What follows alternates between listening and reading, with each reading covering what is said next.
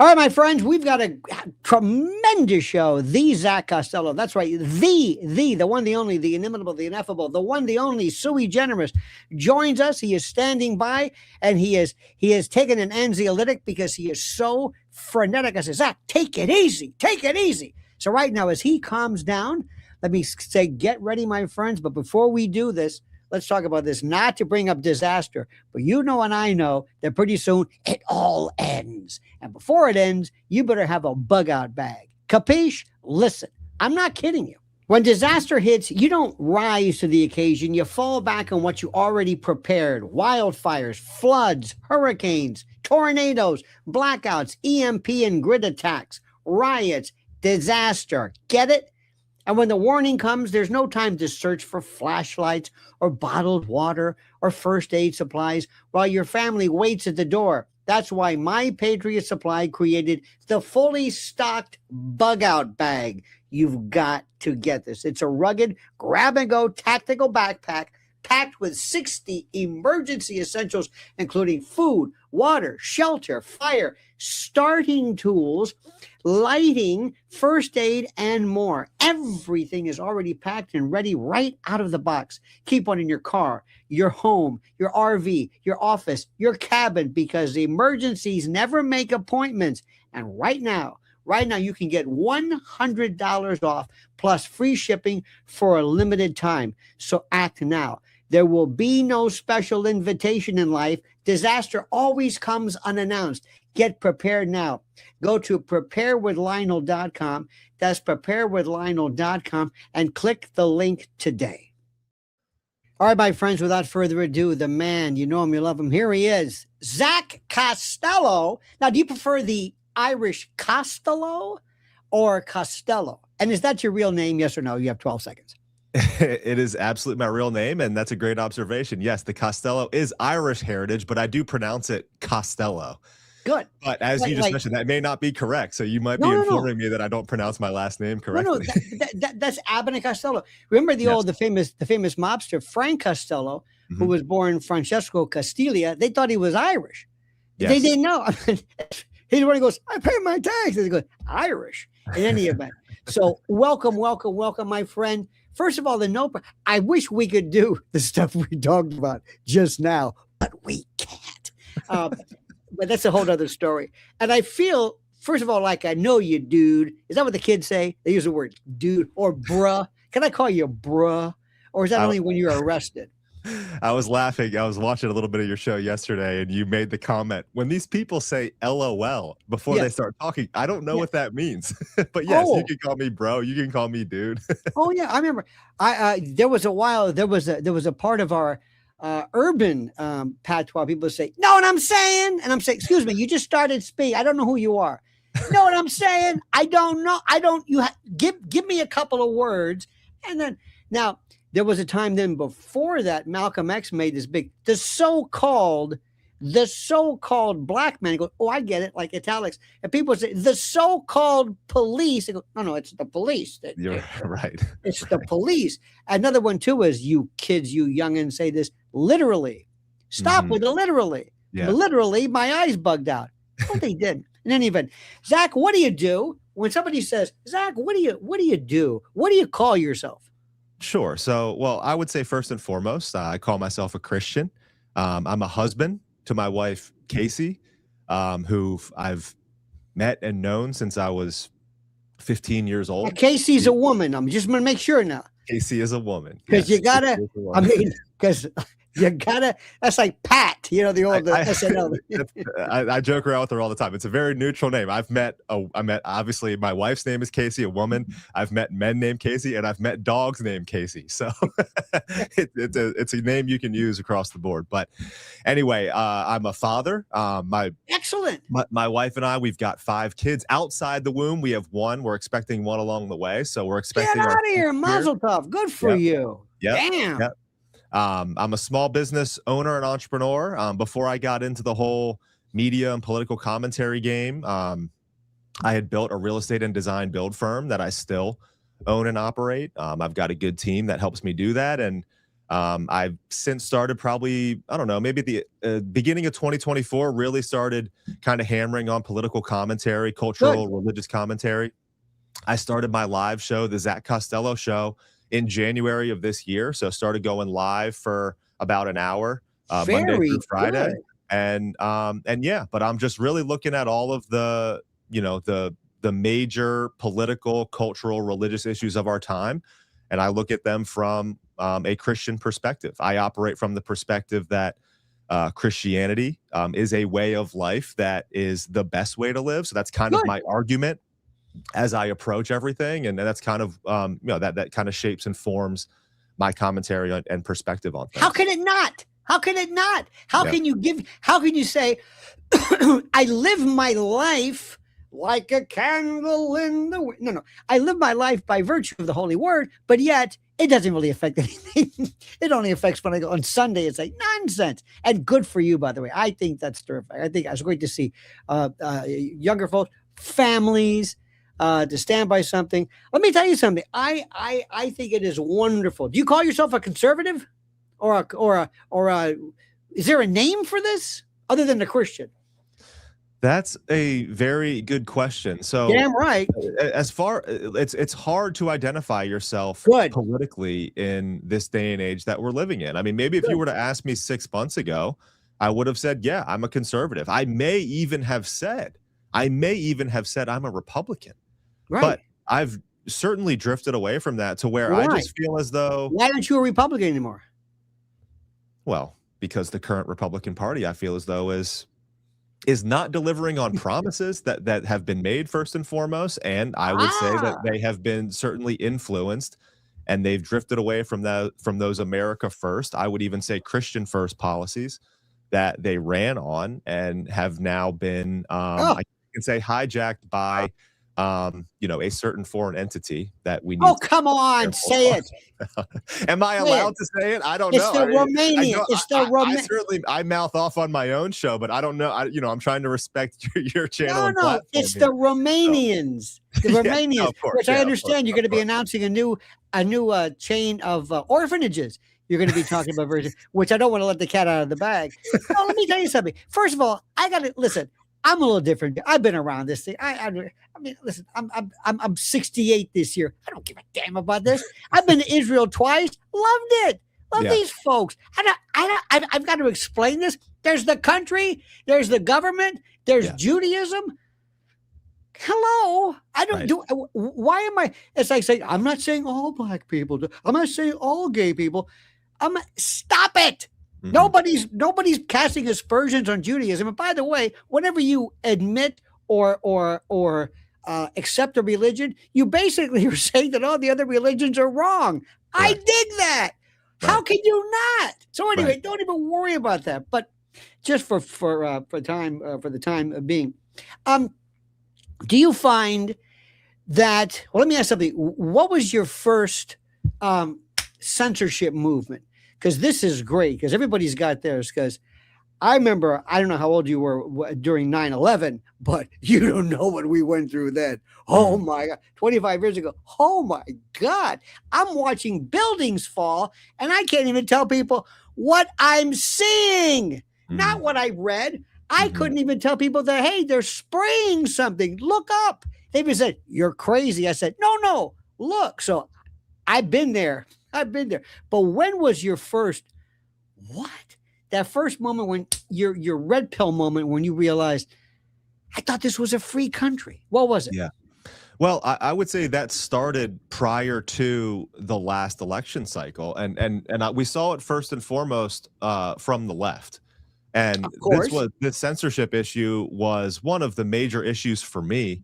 Kind of a core value of mine is, free speech absolutism. I consider the right of free speech to be a divine right. I consider it to be a Christian belief, aligned with the Word, who we believe is Jesus as the Logos, as a fundamental definition of who Jesus was.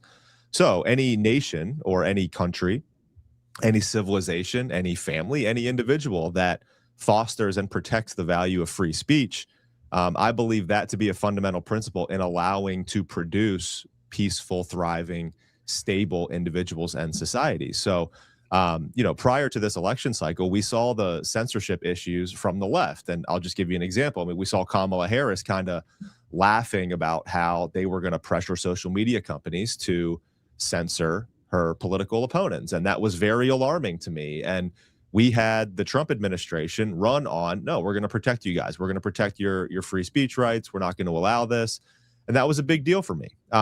Good. So that was one of the main reasons why I was so excited about this Trump administration. Unfortunately, now we've arrived at a time to where, we have issues now that are being attacked, and even from those on the right. So I think it's what? Like what? Give me an example. Well, specifically, any criticism or dissent about the nation state of Israel is all right, that's now it. being deemed That's it. Watch it. Just that's kidding. it. Well, 100%. But also, too, crazy. this whole issue of Zionism and Zionism being considered anti-Semitism. And you have the majority of our Congress passing laws that say anti-Zionism, which is a specific religious belief that the biblical Israel is the current nation state of Israel, which me personally, as a Christian of orthodoxy, which is Christianity for the first 2,000 years, we do not believe that the current nation state of Israel is the biblical Israel. We believe those promises were fulfilled. So as a specific religious belief, what we're finding is that we have the U.S. Congress passing laws that say, if you don't agree with this specific religion, this makes you an anti-Semite, which then they're passing laws to punish you and censor you. And they're using their levers in power and in government to pressure these social media companies and preventing people from talking about this. So I consider this to be a major censorship issue of our time right now. First of all, do me a favor, little heads up there, my friend. Don't even bring up Zionism, because most people don't even know what the hell you're talking about. I'm not far from here is Times Square. I swear to God, we can walk right over there. And I said, here, Zach, here's $1,000. First one who can define Zionism, the money's yours, roughly. You don't have to get exact. People say, I'm not even sure. What does that mean? It means Judah. Say, no, it doesn't mean that. And then you have the Christian Zionists, and then you have the eschatological, the end of times, and then you have other people too. And then you also had a group of people who were basically saying, hey, Israel's for you. Get out of here. They actually use it as a mean to export Jewish people. It was the most anti-Semitic trope used by some to say, oh, that's like me saying, oh no, listen, African Americans, Africa is your motherland. The brother man in the motherland. Go to Africa. It's like, wait a minute, do you want me to leave? Oh no, I want you to be repatriated. So there were all kinds of folks. All I know is this, and I think you and I, please, if you disagree with me, anytime.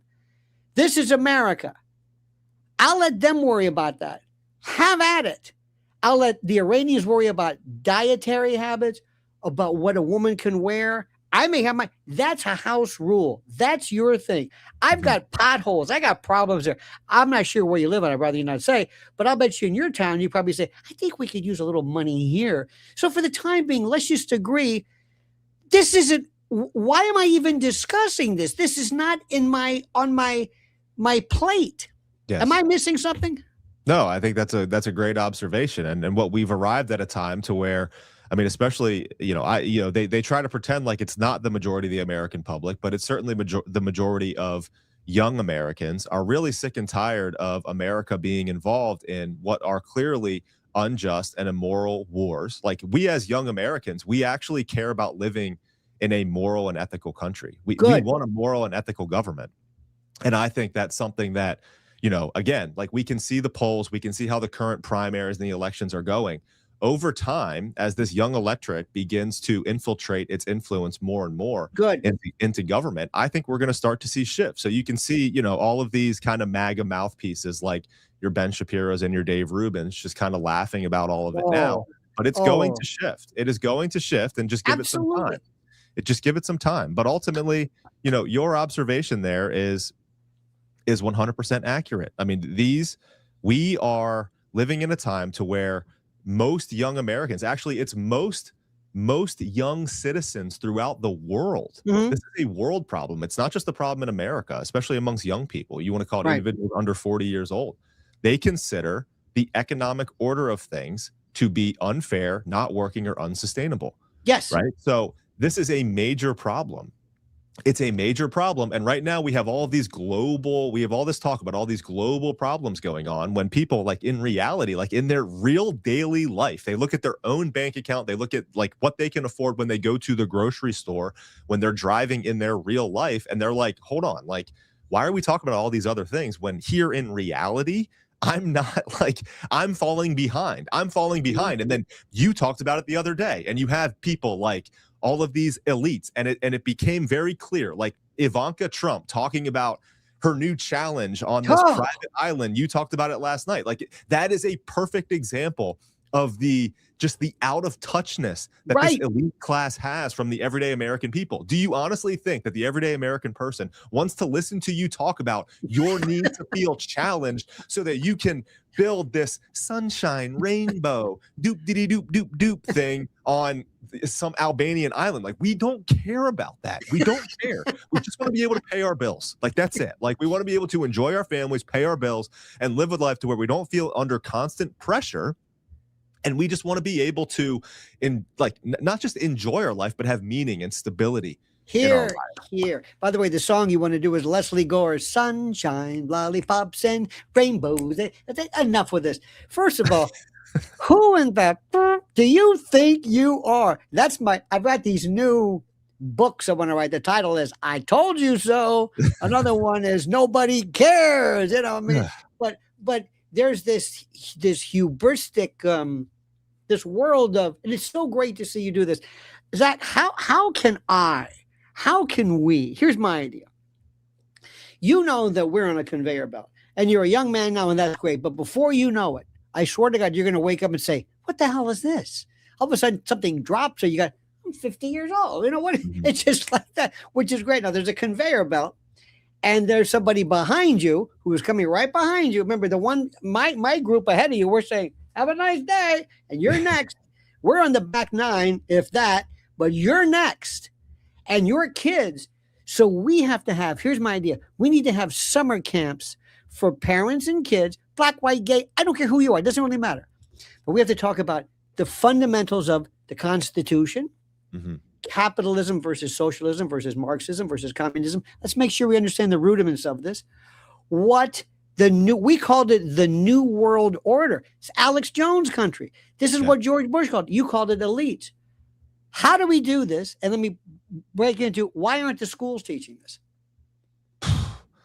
Well, I mean, that's a big question, but I mean, I think the easy answer to say with regard to the schools, especially if you're going to talk about public schools, I don't have my own kids in public schools. We have them at the diocesan Catholic school to ensure that they're learning the values that we want them to learn. That's me. Catholic school, from kindergarten through high school. Best education. Forget the theology, just in terms of the raw order, rules. Yep. Nobody ever skips a grade. We went back. Yep. We had a guy, Zach, who was held back because of handwriting. Handwriting. Do you ever see kids today? I mean, so I love this Marine. So anyway, I interrupt. So good for you. It's a lot of money too, by the way. Well, but it's an investment, and it's money worth well spending if you're looking to, be able to protect your kids from basically all of this propaganda and this machine that is just simply trying to, brainwash you or your children into believing a certain specific ideology that is beneficial to the state. So to get to your question as to why they're not teaching it in schools, I mean, the reason they're not teaching it in schools is because they don't want the kids to learn it in schools. I mean, because they are communists. Absolutely. Absolutely right. Right. Yeah. Or whatever they are. Right. That's right. Whatever it is, it's not the moral and ethical system that I personally believe, as a Christian, I don't believe that philosophy or that ideology produces the most stable, peaceful, and thriving societies. I believe one that is built on Christian values does. And ultimately, when we look at the Constitution of the United States, and we look at the Declaration of Independence, and we look at the intent of the founders of America, their idea was to build a country that was built upon, first and foremost, life, liberty, and the pursuit of happiness, that every individual is endowed with certain unalienable rights by their creator. And we have the First Amendment to the Constitution in that they did not want a specific state religion, and they wanted freedom of speech so that we could pursue the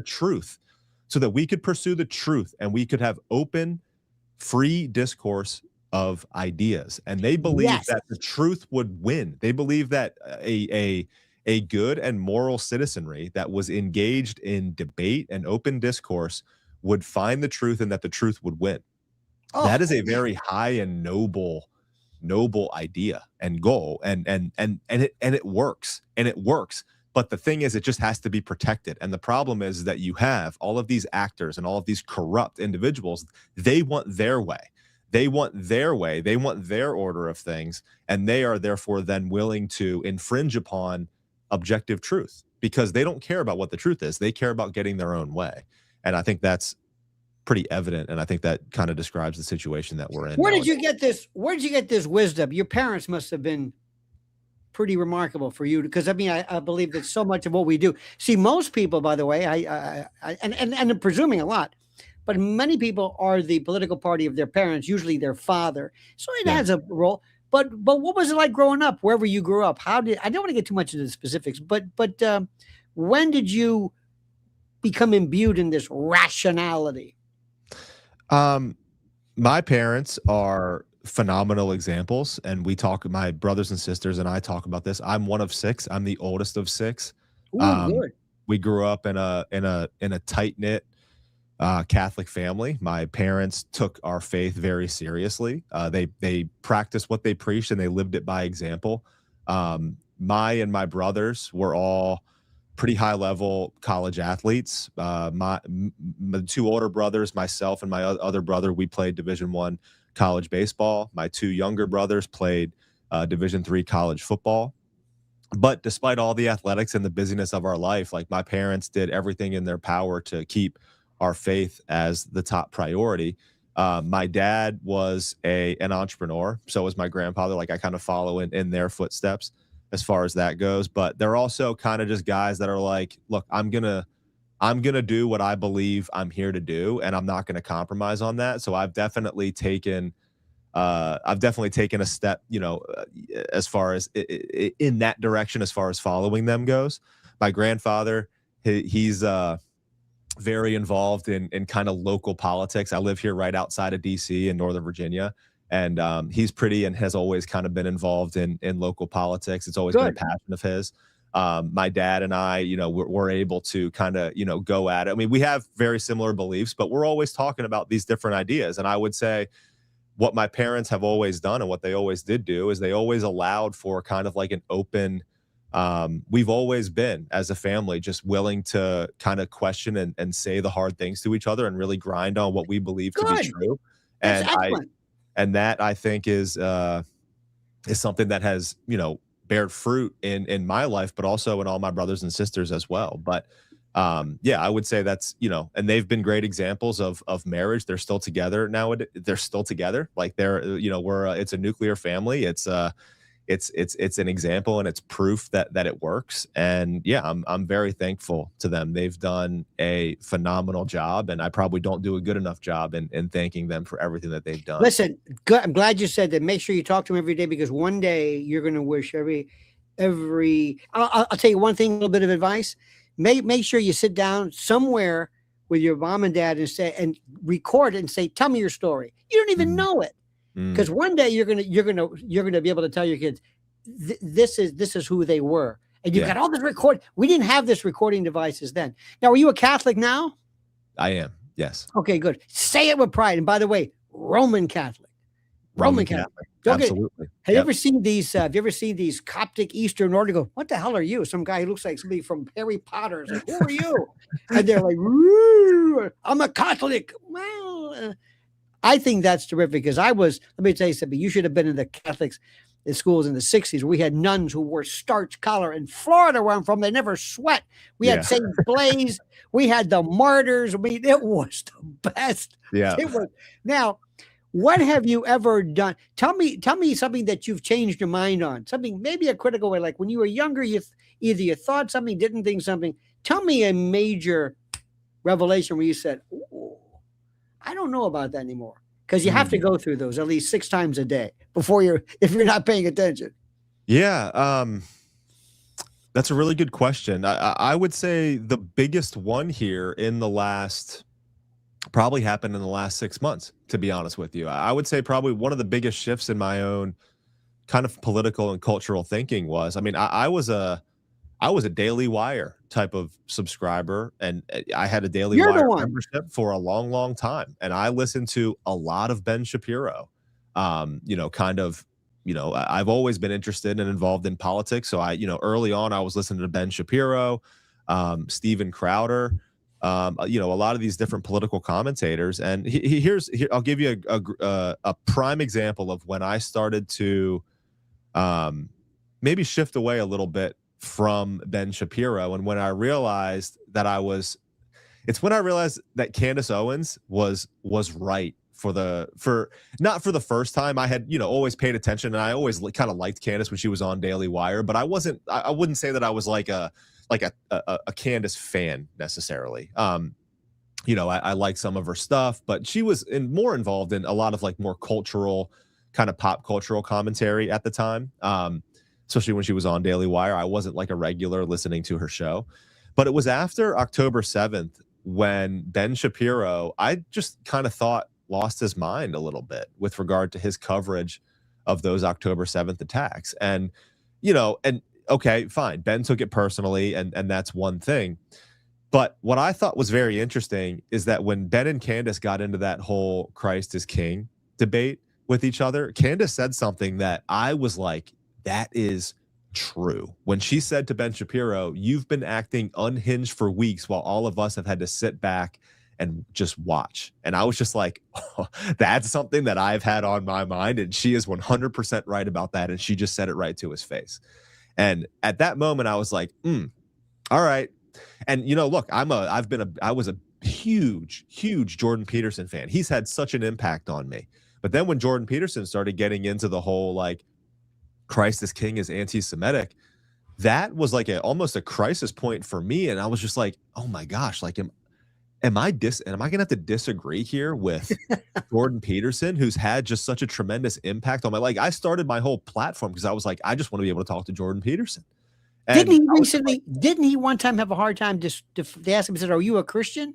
And he couldn't answer the question. He never really answered it, never really defined it. I think it's always been kind of like a discerning thing for him. And he's never wanted to be pigeonholed into like, what specific Christian are you? Which I had some empathy for. But when he started, again, when he started just kind of going at Candace Owens and then they started going at each other, that became like a major kind of, I guess you can say, turning point for me. And then I would say, along these lines is, relatively recently, it's like, if you were to ask me maybe a year ago what I thought about the nation state of Israel, my answer would have been much different than it is now. I would have probably said, just kind of your typical Daily Wire response, like, oh yeah, like they're a great ally. There's no reason, like, we've got to fight radical Islam over in the Middle East. And, and I would say that my thinking and my shift on that, and the questioning that I have of how much have we been told throughout our history, especially as it relates to things like, we can go all the way back to the USS Liberty, we can go to 9/11, we can go to JFK, and I think COVID obviously opened the eyes of a lot of us in this regard, once we found out that was just a complete psyop. So now we have a large percent of the population that has just woken up. And I think, again, the death of Charlie Kirk kind of opened up my eyes to the Z word. It opened up my eyes to the Z word and its impact and how it's used to garner kind of this unwavering support for this specific nation state. And that is, I would say that's probably 3 examples of where my thinking has shifted here, especially over the past couple of years. But I would say that probably defines the major shifts that I've had in my political thinking. Explain Candace Owens' explosion. What happened with that? If you had to go back in history and somebody said to you, "Grandpa, what was this Candace Owens thing? Where did she come from and why was she so important?" What would you say? Well, I would say for me personally, how I would describe Candace Owens and where I believe that she's really made, kind of that splash and that impact. Again, I think where she's gone recently with regard to this Charlie Kirk investigation has been, I think she's risen above who she was previously. I thought Candace was entertaining before. I've always thought that she's smart. She's obviously extremely talented, despite all these individuals saying that, she was basically a DEI hire, which is just a complete joke. Even the guys at the Daily Wire that absolutely hate her guts have said like, well, she is talented, right? Like, so they have to at least grant her that. Yes. But she went from doing just, again, more of that cultural commentary, kind of pop cultural type of thing to, she did the Brigitte series, Becoming Brigitte, which again, like, you watch it and that's something I was like, all right, like whatever. But then you watch it and you're like, oh yeah, that could be a guy. Like, I don't know. So, but in any case, I think what she's done with this Charlie Kirk investigation is she's actually risen above who she was previously. And I think she went from being obviously a very popular, more kind of cultural commentator to being really a headliner and a force when it comes to a political shift and movement. And I think that Charlie Kirk's death had a major effect on all of this. I think that the death of Charlie Kirk, however you want to look at it, it caused the everyday American person to open our eyes to the fact that ultimately one of our top representatives, one of the most influential individuals for young people in America was taken out. Like, we believe that ultimately, like, one of us was taken out. Like, yes, Charlie was really connected at high levels of government. He was in the ear of President Trump, but he was one of those guys that we truly believe was in the ear of the president on behalf of the American people. And when he was taken out, all of us, when I say all of us, I really mean kind of the everyday American person that maybe leans right. You can say like maybe the Christian American person, the Christian everyday American person. When that happened, when we saw him die, I think something in us was just like, we have to know the truth here. We have to know the truth.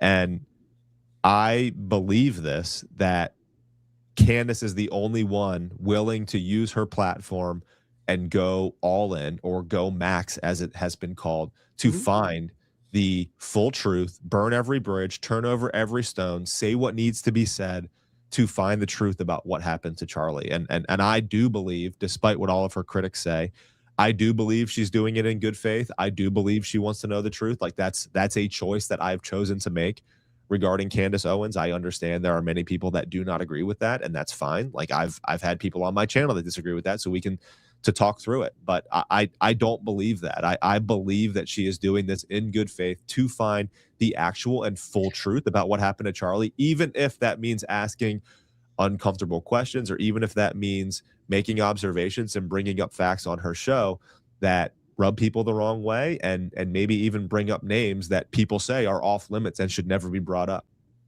Do you marvel as to how many fans he had that were closet, so to speak, Charlie Kirk fans from all ages and demographics that you would never think would necessarily be Charlie fans? Did it surprise you? Because I'm still gobsmacked by how many people were so affected and were listening to him every day, and I would have never guessed.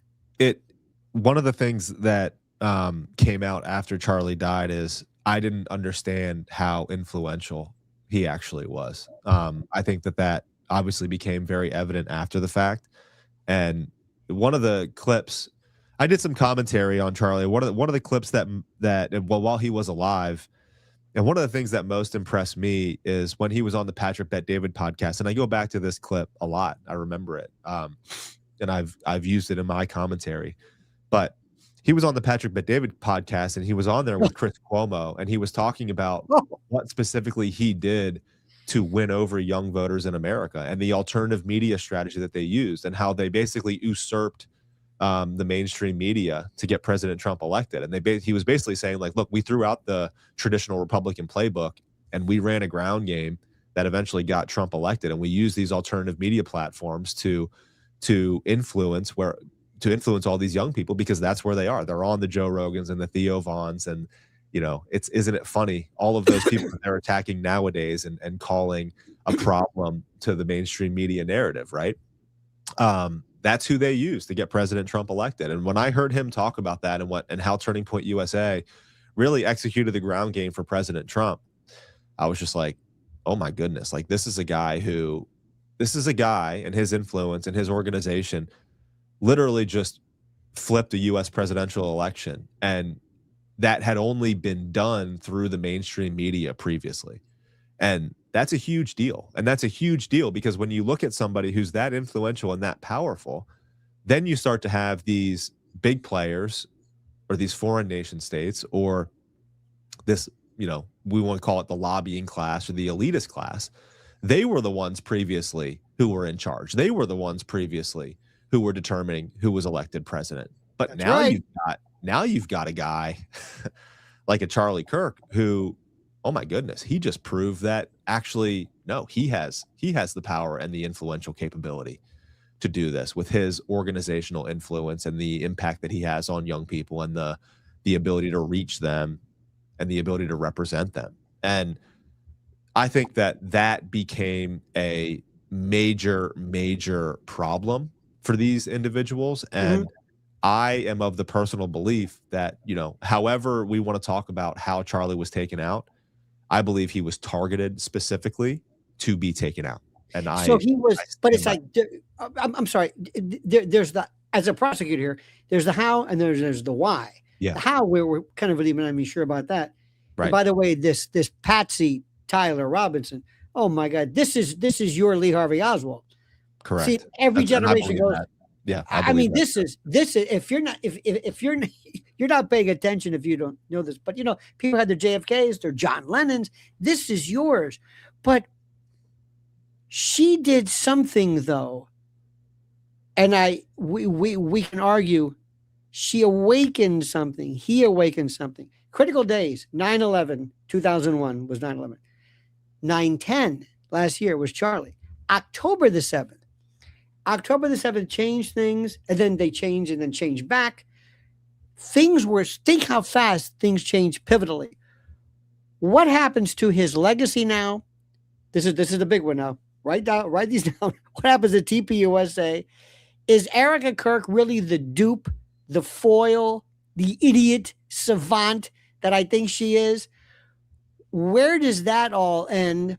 And do you ultimately see something happen, perhaps either civilly or criminally, to the remaining TPUSA if they indeed find out there is fraud? And last question, maybe a little bit of, I'm just saying, complicity in the elimination of Charlie. Yeah. I've had it. Yeah, we're going max today, like you said. I mean, yeah. One of the things that I find most problematic, and this is something I've been very outspoken about on my show, and I think this has been revealed since Charlie was killed, and I think Candace Owens has done a phenomenal job at exposing all of this, but exposing the truth.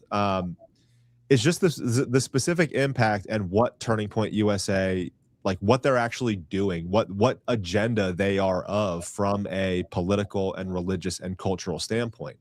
What we saw in the last months of Charlie's life, like really in the last year of Charlie's life, was him trying to, or attempting to, pull the organization away from some of the foreign influence, specifically from the state government of Israel, that was really, it was infiltrating the organization, but it was also infiltrating America. And a specific and prime example of this is we saw Charlie Kirk, for example, working to pull his own Charlie Kirk show and his media and the distribution of it from a company like Salem Media. He was pursuing a more independent options like Tucker Carlson. And we know that obviously Charlie and Tucker were great friends. And what we found is that Charlie, he was pursuing that more independent media model that Tucker had been pursuing. And he wanted to do that because he did not want, he was observing, so I've been talking a lot about Brad Parscale, who's the chief media, who's the chief strategy officer, for Salem Media, and he is a registered foreign agent for the state government of Israel. And he was big, by the way. He was big with Trump, who Former Trump brought campaign manager. Yep. Facebook and geofencing and everything, and he has his own particular little problems. But Yes. you're right about that. Absolutely. But Charlie knew about all of this, and he did not want his brand, his Turning Point USA. He felt as though it compromised them. He felt as though it compromised the independence that he wanted the organization to have. He did not want them influenced by a foreign state. So he was working to pull himself away. And that's just an example of the specific media strategy. One of the most valuable pieces of evidence that Candace Owens has shared is that text message thread of Charlie saying, like, look, I'm sick and tired of being treated like this. I have no choice but to leave the pro-Israel cause because of the stereotypical behavior of the donors that were making his life a living hell in the last months of his life. And he went on Megyn Kelly to discuss all of the heat for being called an anti-Semite, for questioning the stand-down order on October 7th, and for having conversations and hosting people like Tucker Carlson and Dave Smith at Turning Point USA events. Right. Like, he was getting heat and pressure. Donors, major donors, were pulling money from him. And he was, again, being called an anti-Semite and being morally blackmailed for all of that, for doing so. So and all of that to say, what we saw is that we see a Charlie Kirk who what he was doing is he was attempting and striving to ensure that Turning Point USA remained true to the America First agenda. He did not want it compromised by a foreign country or a foreign nation state. He may have, and it seems like he was. I believe Charlie was an evangelical Christian Zionist. Like, I believe that he and I may have had a fundamental religious disagreement with regard to what we believe about the current nation state of Israel. Now, that got Charlie in trouble with a lot of his organization and who he hired to bring in, and also it caused him to bring in donors that were eventually the ones that were making his life a living hell for trying to pursue these more America First policies rather than being so influenced by the state government of Israel. What I think is extremely problematic. So I give you that background of what Charlie was trying to do in the last year of his life.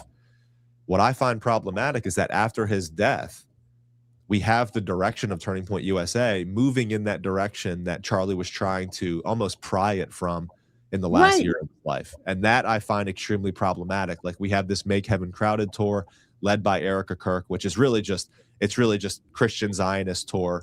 You know, just of all the names, Make Heaven Crowded, which implies you need dead people. I mean, if ever there was a bad, I don't even understand where it's like, this is the best you can come up with. Yeah. But I want you to stop. Zach, how can you, as a detective, let's say you're just looking at the parties and you're looking at motive and who said what, how can you not bring up what you just said? It's happened sometimes in the climate world or the same-sex world. Sometimes somebody says, you're veering from our original, we wanted to have different things about transgenderism, and people changed. And Dave Chappelle was attacked by the LGBTQ. So what I'm saying is there's nothing at all different about what you just said. But because it's of a Middle Eastern narrative, they add to it. And there are also, by the way, as I told you, some Christians who believe that Israel, by virtue of eschatology, the end of times, tribulation, they believe, for reasons that have nothing to do with Israel, that this is the site. So not to belabor that point, though, but you're spot on. And for you to not recognize this is ridiculous. What is going to be the legacy of Erica Kirk? And when did you, I'm assuming like most people, I didn't know who she was. I felt sorry for her. When were you red pilled, if you were to use that term too much, on Erica? When did you say, oh, yeah? What was that moment? Well, and that's almost a continuation of what I just described. Yeah. So with regard to Erica, at the very beginning, I felt sorry for Erica. I didn't know much about her. I mean, like you had said, like I had maybe seen some of her and Charlie doing some some things together, which I didn't really watch. I didn't think that their kind of dual relationship stuff was very good. It just wasn't for me. Like, I wasn't interested in listening to that content. But in any case, once Charlie got killed, I felt for Erica. Like, I was rooting for her. I was rooting for her, and I covered her initial appearances. I thought that they were good. I thought that the first speech that she came out and did, felt for her there. I thought her speech at the funeral or the memorial, when she forgave Tyler Robinson, like, we covered that. And then, as the first, I would say, maybe month went by, I really just, was like, dang, like, I wish Erica the best. Like, obviously that's a terrible situation. It's a tragedy. Right. A tragedy. She is a widow by definition. She is a widow. Like, widow! That term's been thrown at our faces now. Honor the widow. Honor the widow. She is the widow. Yeah. She's since trademarked the widow. I don't know if that's actually the case, but that's the joke, right? And there's a black widow somewhere. I don't know how that's going to work into it, but we're going to work it anyway. It'll get there. We'll get there eventually. But no, ultimately for me, because then also what we had early on is we had some of the, what you would call more performative social media appearances that we got from Erica, right? So one being like when she was crying out the window, holding up Charlie's necklace. And then we've got the, with Stacey Sheridan right behind her. And right early on, I was just like, oh, like, whatever, like, she's crying. Her husband just died. Whatever. We have her, kind of with Usha and JD Vance very early on. Like, they are the ones there comforting her. You don't see her around really any family whatsoever. You actually see her around the vice president. My wife early on was like, how come she's not with any of her family members? Like, why is Usha Vance the one that's comforting Erica Kirk, like, in this? Why are only her pictures and her photos with the vice president and his wife? And I was just like, yeah, I don't know. Like, they were high level people, whatever. Kind of brushed it off. Then we had the Erica crying over Charlie's casket with with Charlie's corpse. That's it. I was like, that's kind of weird, but I'm not gonna say anything, like, out of respect. Like, obviously she just lost her husband. Here it is, whatever it is. Lionel, like, I didn't even say anything about that at the time. But then we started to see, because then she took over the CEO role. And even when she first took over the CEO role, because she wanted to, continue Charlie's legacy, I was just like, whatever, like, fine, like, I get it. Go ahead. I understand. Like, go do it. It goes against some of the things that you said about being a stay-at-home mom with young kids. But, I get it. Your husband died. Things have changed. Like, if this is what you feel like you have to do, go ahead. Like, I didn't think it's suspicious. Well, that you Erica are far becoming more the CEO. You are far more forgiving. But, I've gotten heat from my audience for being too nice and being too forgiving. They mic'd her up. So when she was laying over this thing, he goes, I love you. You can't pick that up. Did you get that? How about 6 days later with that Zoom crowd? Hi guys. Now, I'm just saying. So Lionel, so let me just finish my explanation here. Okay, please. I'm sorry. Because it was everything that I described prior to about the direction of Turning Point USA. So once she stepped in as the CEO, and I started seeing the direction that she was taking the organization, and we were told that Erica knows everything. She knows everything about what Charlie was going through and what he wanted for the organization. So that means that Erica would have known all of the heat and pressure that Charlie was getting from all of these donors that were making his life a living hell. Like, if he's telling Megyn Kelly about it, surely he's telling his wife, who knows everything, right? So why then are we getting community noted bashing Thomas Massie? Why are we publishing videos of Charlie saying that he wants to make Iran Western again at the beginning of the Iran war, when we know that over the summer of 2025, Charlie Kirk was in the Oval Office with President Trump trying to prevent a regime change war with Iran? He was telling Joe Kent in the White House, don't let them go to war with Iran. So then we have Turning Point USA, which is Erica led, coming out and putting videos up of Charlie saying that he wants regime change in Iran and getting community noted for it. And then we've got the Make Heaven Crowded tour. And I believe that I believe now that Turning Point USA and all of the connections that they have with Brad Parscale and these Israeli operatives in America. That's precisely by definition what they are. They are foreign registered agents.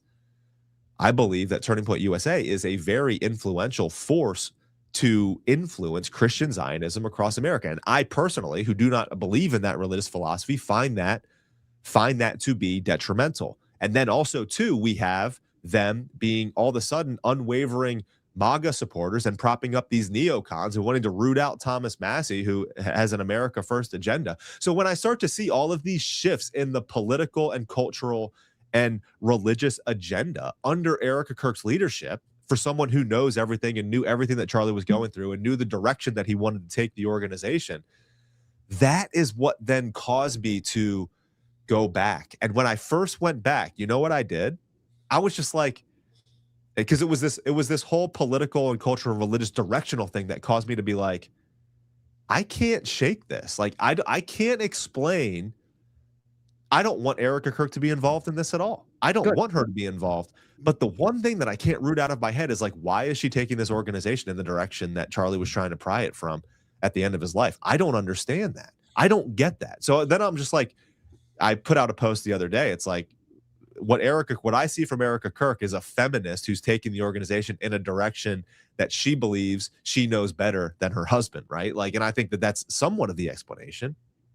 But then we start to go back and you start to see like all these kind of like fake performative events. And what I ended up doing is I had put out, I don't know, it was months ago, but I put out that clip of her crying over the casket and on X. And I was just like, I hereby grant anyone permission that if you find my wife doing this to me, if something happens to me and you find my wife doing this to me for a social media moment, I hereby give you permission to criticize her for it.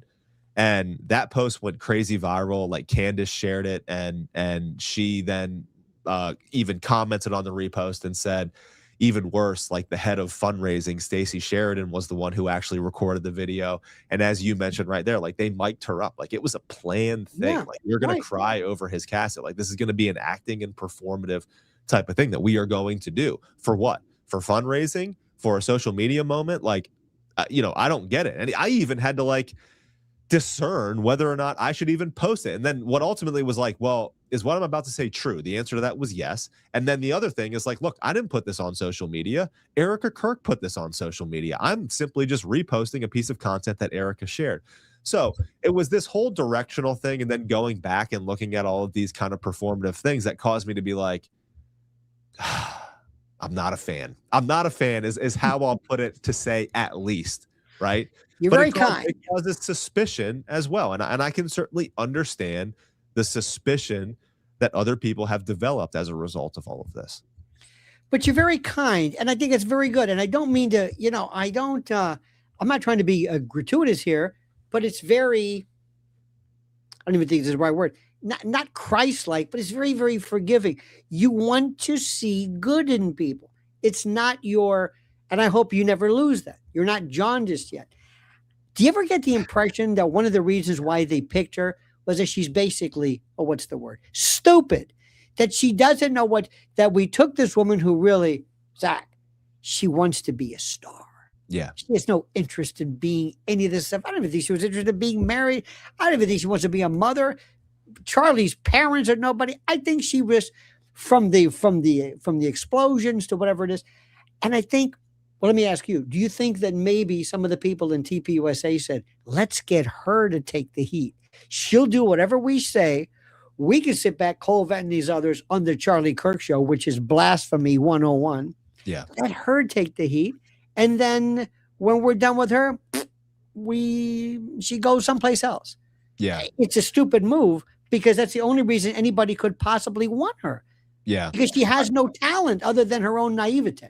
I agree. I agree. And I think that your interpretation there aligns with more of my take on Erica Kirk. Like, I don't believe that she's some genius mastermind that, was involved in all of the high level, kind of big player type of stuff with regard to all of this. I think she was identified as someone who just simply wanted to make it and wanted to be famous. I think it was a fairly shallow pursuit. I think a good piece of kind of evidence of that is she dated the minor league baseball player JT Massey for some time, and it was not until his career, he was like kind of on the come up until 2015, and once he got cut by one of his minor league teams, their relationship ended. So like he was on the trajectory to be a major league baseball player, that ended up not panning out. He gets cut, they break up. Like that's an example of just Erica's like, all right, well, you're not going to make it. Let me move on to the next guy, right? Again, you have this individual, and I actually know people like this. Like I have a specific prime example of a woman I know who has just been really trying to make it, and she's tried these different endeavors all across Who is her she? career. Name her. Name her name. I'm not going to name her name, but you know, I've known her since high school, but she's never really been able to lock anything in or really focus on anything. She's maybe got some talent. She's very good looking, but like there's not, it's fairly shallow. It's a shallow pursuit just to make it, right? And I think that was identified. I think if you want to say who identified Erica as that type of individual, I think that we could look at her mother, Lori Franzve, and maybe then her connections with some of the higher ups. But you say like, okay, like we're gonna groom Erica. We're gonna groom Erica to attach her to an influential public figure, and that individual ended up being Charlie Kirk. You described the adjective to describe Erica as stupid. I would actually say harmless. She is someone who is harmless to that overall cause. She would just allow it to continue, right? So she's someone that, you know, she was almost a contingency, right? So she's like, all right, you and Charlie, I believe that her and Charlie were supposed to be doing this together. I believe that this was an organization that was just supposed to continue on the cause, that was going to promote this, you know, this Zionist agenda that was going to allow the machine to continue to operate. They were going to be very influential amongst young people in America with American Christians, and it was just supposed to be all good. They were just going to continue on off into the sunset. Unfortunately, Charlie Kirk started hanging out with Tucker Carlson a little bit too much, and he became uncontrollable. But their contingency plan, in a good way, though, in a good way, in a good way, absolutely, right? Absolutely. Do you believe, by the way, you said harmless. I love that. You're very good. You be a very good lawyer. And in the South, we always say, remember in the South, we go, but bless her heart, you know, she's a kind of an idiot, but bless her heart, you know, that's like but are we safe to say, I will say, that neither you nor Isaac are in any way intimating, suggesting, or implying that she had anything to do with the illegal dispatch and the removal and the murder of Charlie? They tried to pin this on Candace.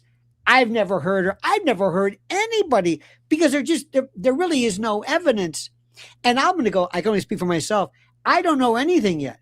We might have lists of suspects we want to pursue, but I don't have anybody that I could say, yep, that's the one, because we got to get that out of the way, because people will always try to derail us.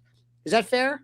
100%, and that aligns with my take 100%. Is I'm of the opinion that no, Erica Kirk had no. I don't think she had any clue with regard to how the operation was going to take place. I don't think so either. And actually, it's my take that even if she may have idea, like, oh my gosh, like, what if I was put here? Like, what if I was put here for Charlie? And she may be operating from the perspective that she's in fear for her own life and her kid's life. Like, you know what I mean? Like, she doesn't want to stray from the path, and she just is there just to allow it to continue so that she can live and her kids can live. I think that is a perspective that we need to take seriously. Again, it's my opinion. This is my opinion, and I think it's something that we need to look at and take seriously with regard to this whole overall finding the truth about what happened to Charlie Kirk. Yeah. I mean, but let me also say, I'm as a prosecutor, and I can't get away from it. I'm a lawyer, and I always say, what I think has nothing to do with what you can prove. Right. And I might think, if I say, you know what, said Zach, that son of a bitch, he did this. I know, but there's no proof of it. Right. So so what I hunch, or what I believe in a hunch, and excuse me for jumping around. Do you honestly look at Tyler Robinson and think this? You know, Jimmy Dore did one of the best closing arguments on the preposterous nature of from everything you can imagine. Just give me 1 second.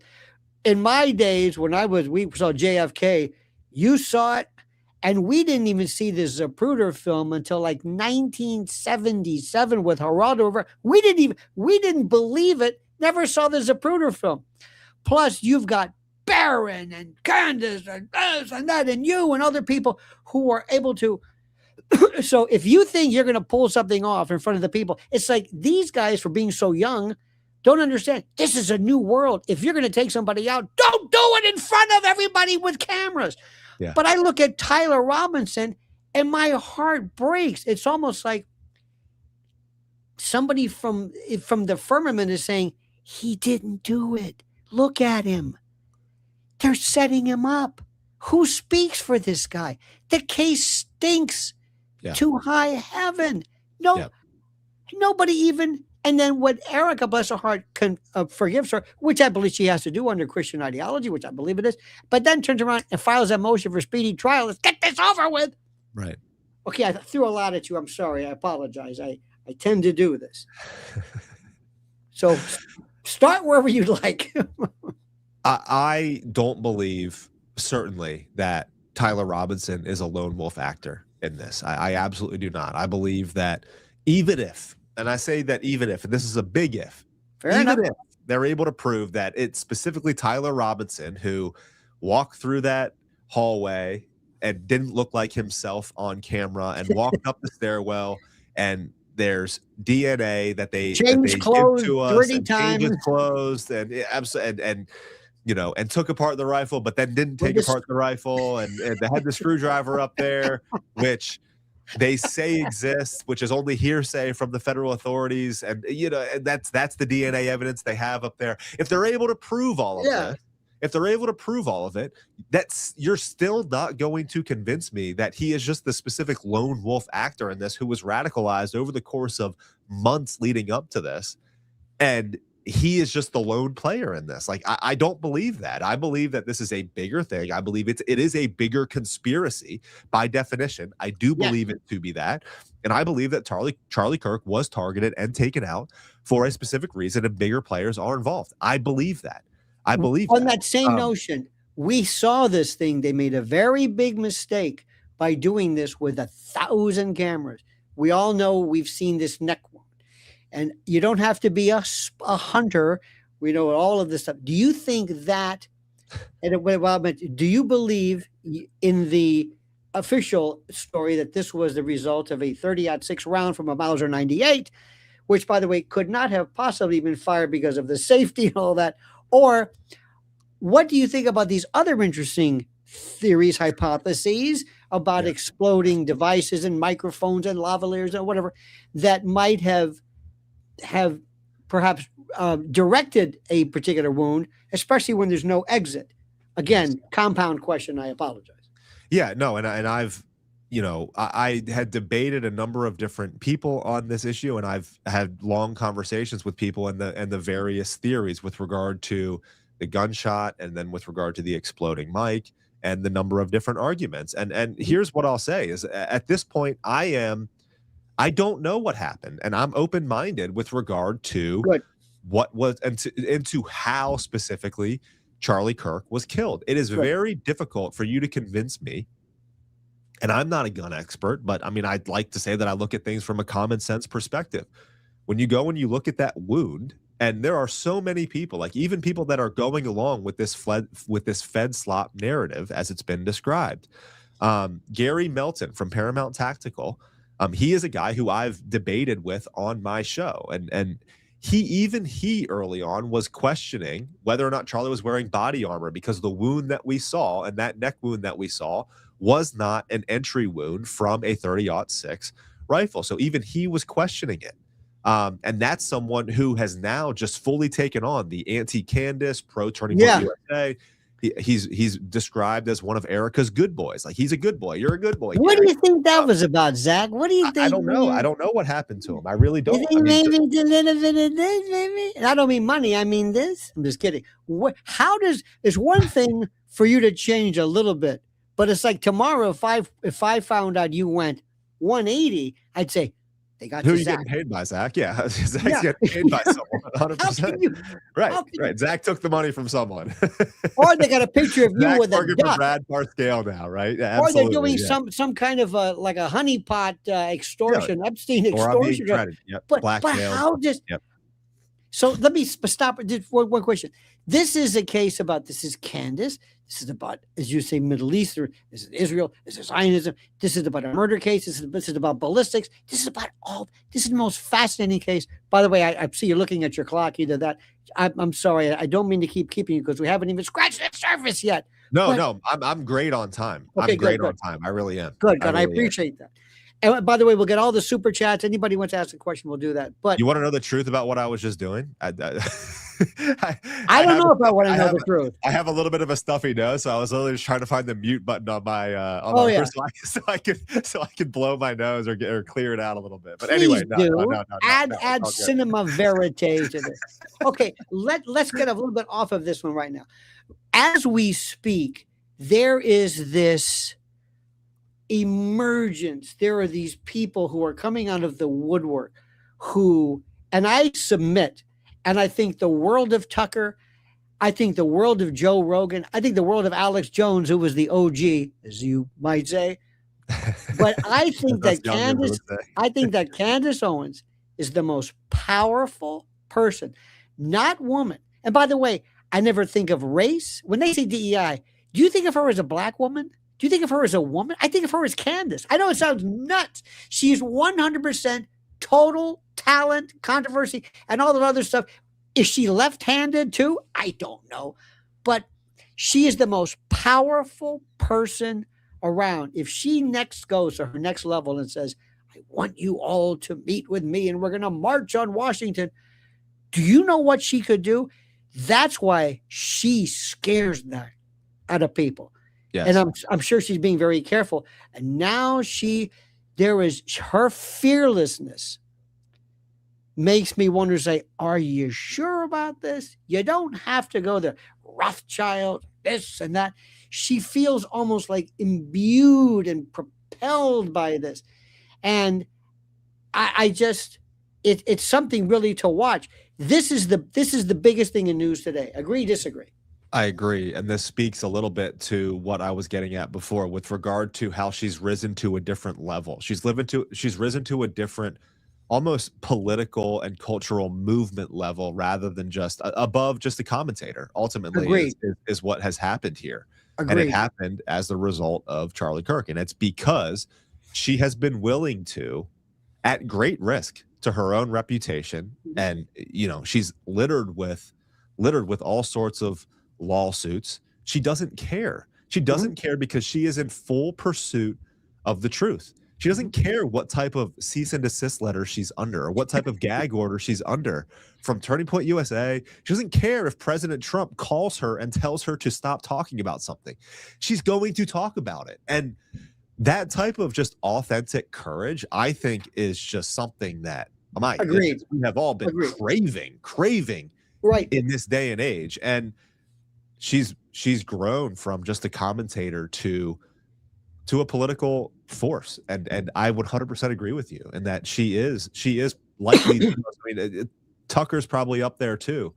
She goes to Russia. Listen to this. The cojones, as we say in West Tampa, the C.O. Jones of these people. She goes to Russia. Everybody does. I know people go all the time for fishing and just.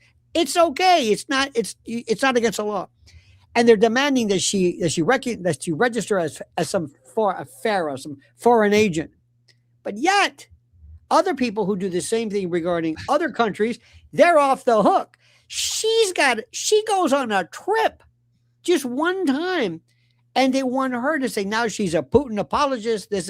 It's not a double. The double standard is now the standard.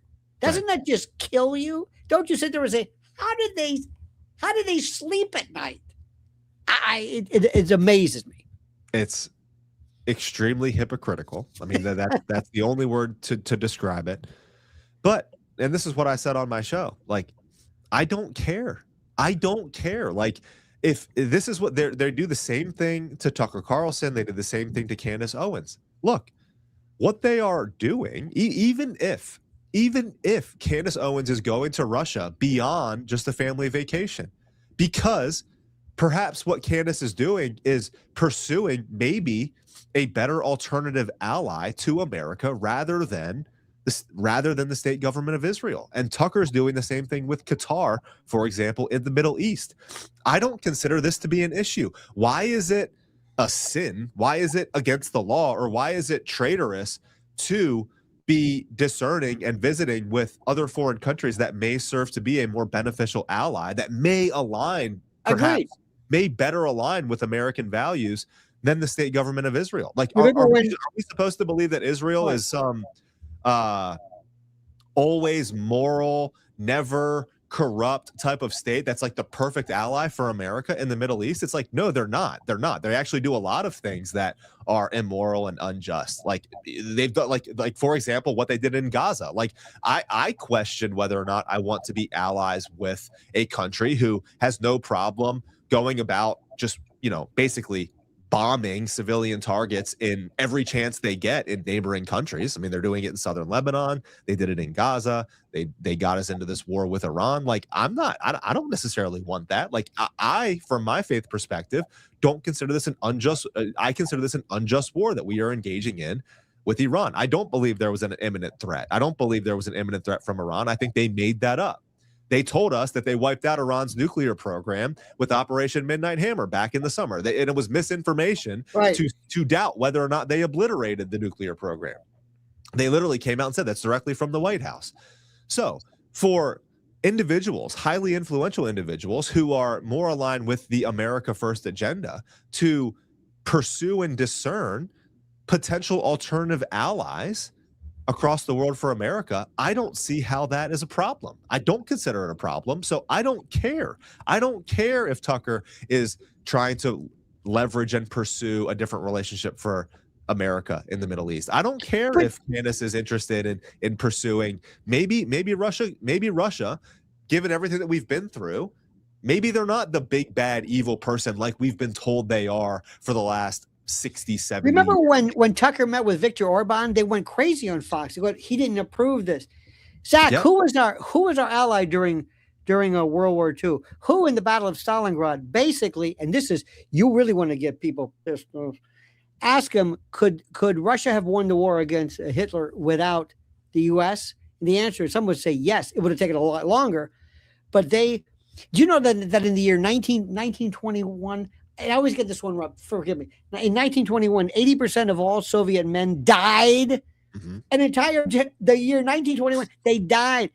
They've got numbers that we can't even, they were our ally. Now, granted, it was Stalin, I understand that, but they were our ally. After 9/11, the original 9/11, Putin called up and said, listen, I know what's going on. I can help you. I know where they are. They're in the Caucasus. You remember the Boston Marathon, the Flying Tsarnaev brothers? Was it Flashbang and Speed Bump? Yes. Anyway, the nickname. He said, I know who they are. Named it. And we said, sorry, don't need your help. In Tehran, they had a candlelight vigil for us. The world loved us. Yep. And what do we do? Maybe you can explain it. I don't get it. I mean, that observation of World War II, I mean, yes, the country that experienced the most casualties, people would say it was Russia's war. They experienced more death and casualties than any other country. And then I think number two was China, right? They experienced the most amount of casualties. Those countries that neighbored, obviously, Russia or the Soviet Union neighbored Germany at the time. And then you have what the Japanese did to the Chinese throughout World War II. But again, like, we've been told that for all of this time, because of communism, that the Soviet Union, which doesn't exist anymore, but we've been told that Russia is the big boogeyman that we should all be afraid of. And again, I think we're just living in a time now where we have to reevaluate all of these things that we've been told and determine whether or not it's been propaganda or whether or not it's actually true. Like, I think it is interesting to go through the thought process. And I was talking about this on my show last week when Candace was in Russia getting all this crap, because people were like, oh, she's over there and this is more than just a family vacation. And my thought was like, I don't care. Right. I don't care. Like, I don't care. If Russia, I think the United States, I don't consider the United States government to be perfect. I don't think we do I think we engage in immoral and unethical things all the time. I think the American government, I think America needs more Christianity infused in it. I want Christianity to win over America again. I want Christianity also too. If there's a Christian revival in Russia, my goodness, wouldn't that be great? Imagine a Christian revival in Russia, and then you have a Christian revival in America, and then you've got these two countries, these two massive superpowers that have experienced this Christian revival that then become allies. Think about the stability that would create in the Middle East. That's something that I think that would be a phenomenal goal. That would be a phenomenal foreign policy. Well, Putin talks about the time when he quit. I don't want to paraphrase this. When he quit the KGB, he took his credentials out and became a Catholic. He makes, by the way, the sign of the cross. Does it Easter? Remember, he does it differently than we do. Yeah. There is. I don't know of anybody, if I know correctly, Russia, and this just anybody again. The cojones of these people, and they were basically. He came out Russian. Medical said that the idea that LGBTQ and transgenderism is a form of mental illness. Remember the old days of Pussy Riot, and they made Putin. He says, no, they desecrated the church. You want to talk about the desecration of churches? Anybody want to go there with us? I don't think so. Last point, we have the Monroe Doctrine. In 1962, we were going to go to war with Russia because they had nuclear missiles 90 miles away from the U.S. He told them flat out, you're not going to have a NATO country on my border. You're not going to do it. Yes. He was going to meet with Zelensky until Boris Johnson said no. So again, history would be a wonderful thing if only it were true, as Tolstoy says. So this is how do we, Zach, how do we tell people, I'm not an agent. I don't think you are. I love America. This is the only country I know. I don't want to move anyplace else. It's the government I can't take. Yes. I don't know who these people are. You don't speak for me. I'm going to vote for you. What's your platform? I'm serious. What is your goal? What is your worldview? How do we fix this? Well, from a foreign or domestic policy standpoint, have at it. Yeah, look, when it all comes down to it, again, as I said from the outset, I mean, I look at everything from a Christian lens. So that's ultimately going to shape how I view politics and how I view what I consider to be the best worldview. From a foreign policy standpoint, I'm just in the position where I believe America.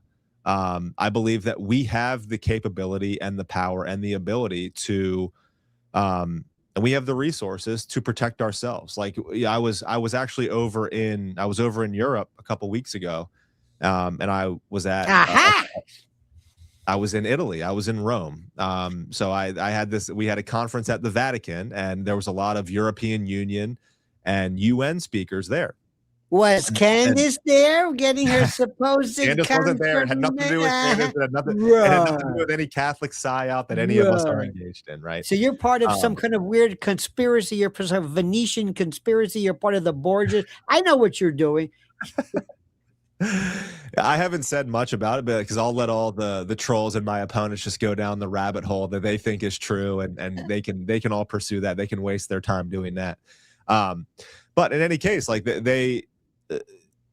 I started to have a hard time because they have a hard time with America, and they have a hard time with America first policies. There was a lot of talk about multilateralism, which is cooperation between all of the nation states of the world, or specifically NATO or UN countries. And they have a problem with President Trump, who is pursuing, or we at least thought was pursuing, more America first policies. What's interesting about our relationship with the rest of the world is we as Americans, like, we exist in our own actual union. Like, we are a republic. We're a union of states. So we already have that amongst ourselves. Like, we have all of the states, we have all of the allies that we need, for the most part, within our own borders here.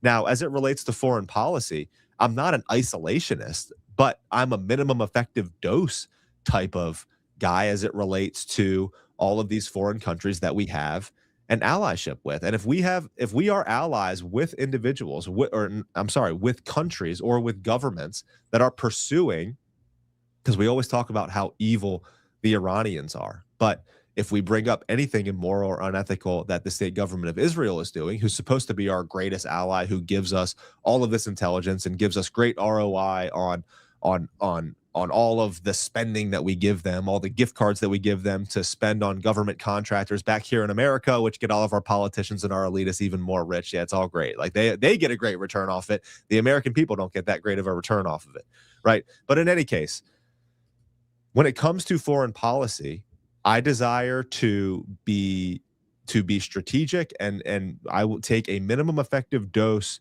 approach to allies that share enough of our common interest to where we can operate in the world from a moral and ethical standpoint. And I think that's something that has not been done, especially under, and you want to talk about President Trump, go back and look at the previous administrations. That's something that has not been done. That has not been done. From a domestic policy standpoint, I mean, really what it all comes down to is, again, a culture that protects the right. I believe America to be the greatest country because it allows for freedom of vocation. We can pursue the work that God made us to do, and we can pursue the truth unencumbered by the state.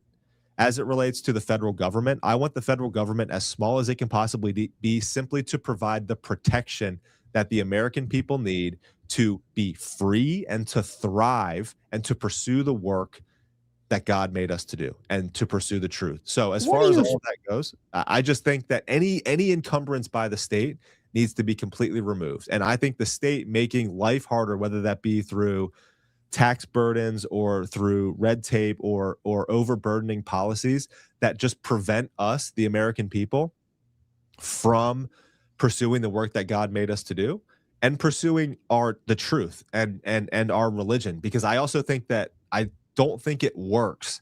I don't think a free society works without, I mean, we talk about being moral individuals, but I don't think a free society works actually without Christianity. In fact, I think the only way that a Christian society is possible is through the freedom and the protection to allow that freedom of religion in order to allow it to foster. But we've seen throughout history, these tyrannical states, they always go after Christianity first. Oh, and guns and anything that empowers people either physically or mentally. Yes. If one of your children, Zach, says, "Daddy, why are we in about 750, maybe 800 bases in a minimum of 80 countries? Can you think of any foreign country that has a military base in our country?" No. How do we do that? How do these people like that? How are we in 80 countries? And who's paying for this? And what exactly are we protecting? Right. And I go back to something very profound that RFK Jr. said that John F. Kennedy said when he was president. He was like, I don't want the world to know Americans as a man in a military outfit. I want the world to know Americans as basically a member of the Peace Corps. And I think that what America has become, globally speaking, is just this war machine. Like, we've just become a war machine, and that's been, we've just asserted our power throughout the world. We hear a lot of people on the right now, especially a lot of the MAGA mouthpieces, like especially, my guys over at the Daily Wire, they call it the American Empire. The American Empire, we're a major military power. And, like, for me as a Christian, like, that's not what I'm going for. Like, I don't believe in forcing our values upon everybody else. I believe in winning over. I believe in winning over people and maybe even perhaps other countries towards our values. But I just don't believe that we've been approaching this the right way for a long, long time. And I think that we're seeing the consequences of it now, but we've also reached what I believe to be, and it's going to happen soon, a breaking point, because America has created a lot of enemies throughout the world through this military industrial complex machine, which, I mean, whether we like it or not, Israel has major influence on. Like, I consider Israel is basically a weapon for us in the Middle East. I mean, that's ultimately Ben Shapiro described it as an aircraft carrier. It's like, well, he's right It in might be that. the opposite. We might be the weapon or the Luca Brasi or the enforcer for somebody else. True. What if somebody? Israel is our aircraft carrier for all of our Right. weapons to be able to go and wreak havoc on the rest of the world. And it's creating it's certainly over time, like it's creating more and more enemies of America, and it's not winning anybody over ultimately. What if somebody were to say, you know, Zach, I like your style, I like it, but I got one problem. Hypothetically, if somebody says, you know, I'm an atheist or I'm a Buddhist, which technically is an atheist, a non-theist, or I'm a Jew or I'm a Muslim, and I appreciate what you're doing, and you probably agree, but you talk a lot about Christianity. In your country, can I fit in? And does this in any way impede upon my faith? Because I've got an answer for that too. But what would you say to somebody who said, I like your style, but I'm not a Christian. Can I fit in Costelloville or wherever you want to call your ideal country? My argument would be to them is that, in fact, a Christian society, a society that's built on Christian values, is the only society that's going to allow differing opinions and different ideas to be allowed. Go and look at all of these different other countries and all these different tyrannies. Christianity is a society built on Christianity has been proven to be the only society that's allowed for different ideologies to have their say and to allow rights to individuals that don't ascribe to their religion. And I would go one step further, by the way, not too tough, is that our First Amendment has two provisions. The free exercise clause. Congress and government will pass no law to affect the free exercise of your faith. Number one, this is beyond Zach. Zach can't override that. And number two, we don't have we have establishment clause. There will not be the Anglican Church, the United States Church. So the Constitution is the perfect buttress for this. I have no problem with that whatsoever. Now, the other issue is that domestically, abortion. I'm going to hit you all with the Supreme Court in Dobbs' case said very, very simply, you do not have a federal constitutional right to an abortion. That's all it says. Doesn't mean you can't have an abortion. Doesn't mean the state can't do it. A state can't prohibit it. That's all it said, which I agree with 100%.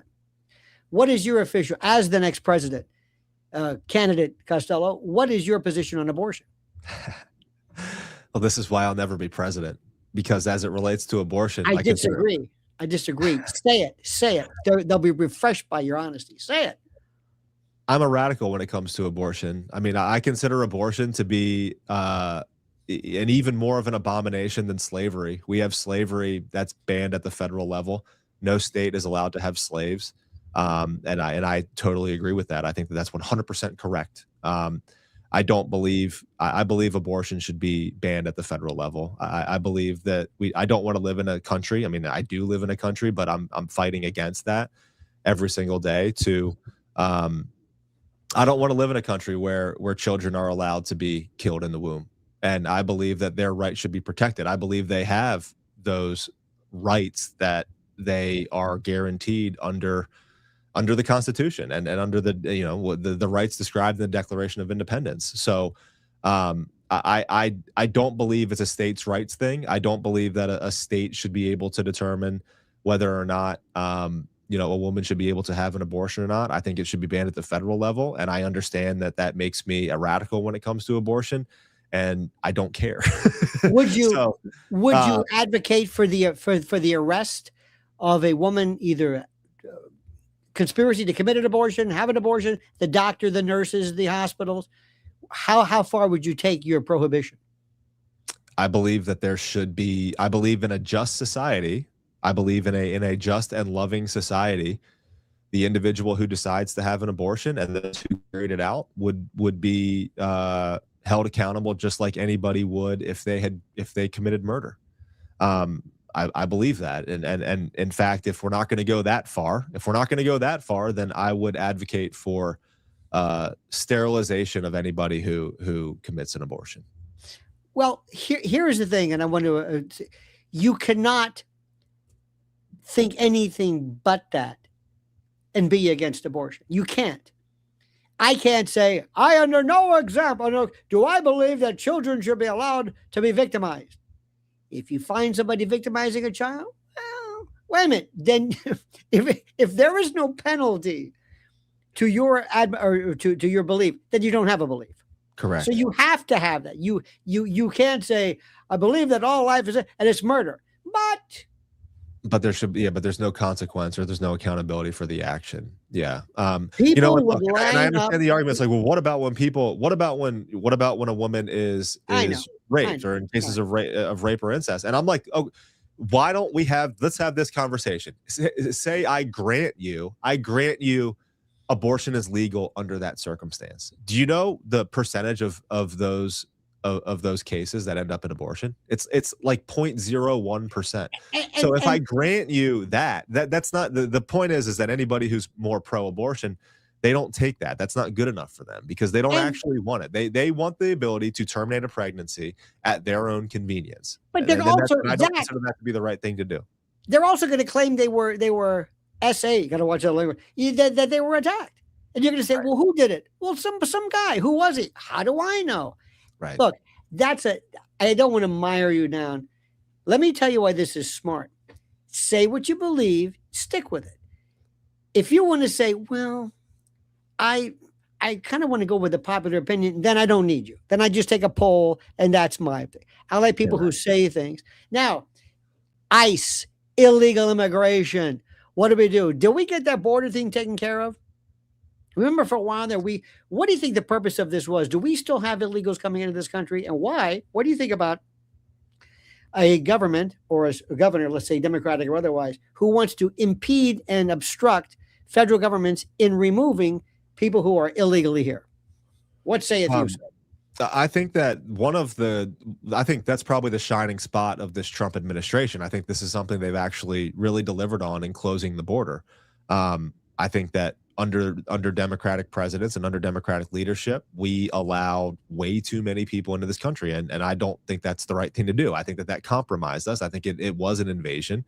And I believe that they did it to sway the electorate and change the electorate in America. I mean, Elon Musk talked a lot about how they did that in California, and that's the model that they were implementing throughout the entire country. And I believe that the Trump administration has actually done a very good job in closing the border and cutting off that influx and that invasion of individuals into this country. Now, with regard to how illegal immigrants in this country are handled, I believe that if you are here illegally and you commit a crime, then yes, I believe you should be deported. However, I don't believe there should just be mass deportation of every illegal immigrant that has come into this country over the last 20, 30 years. Why?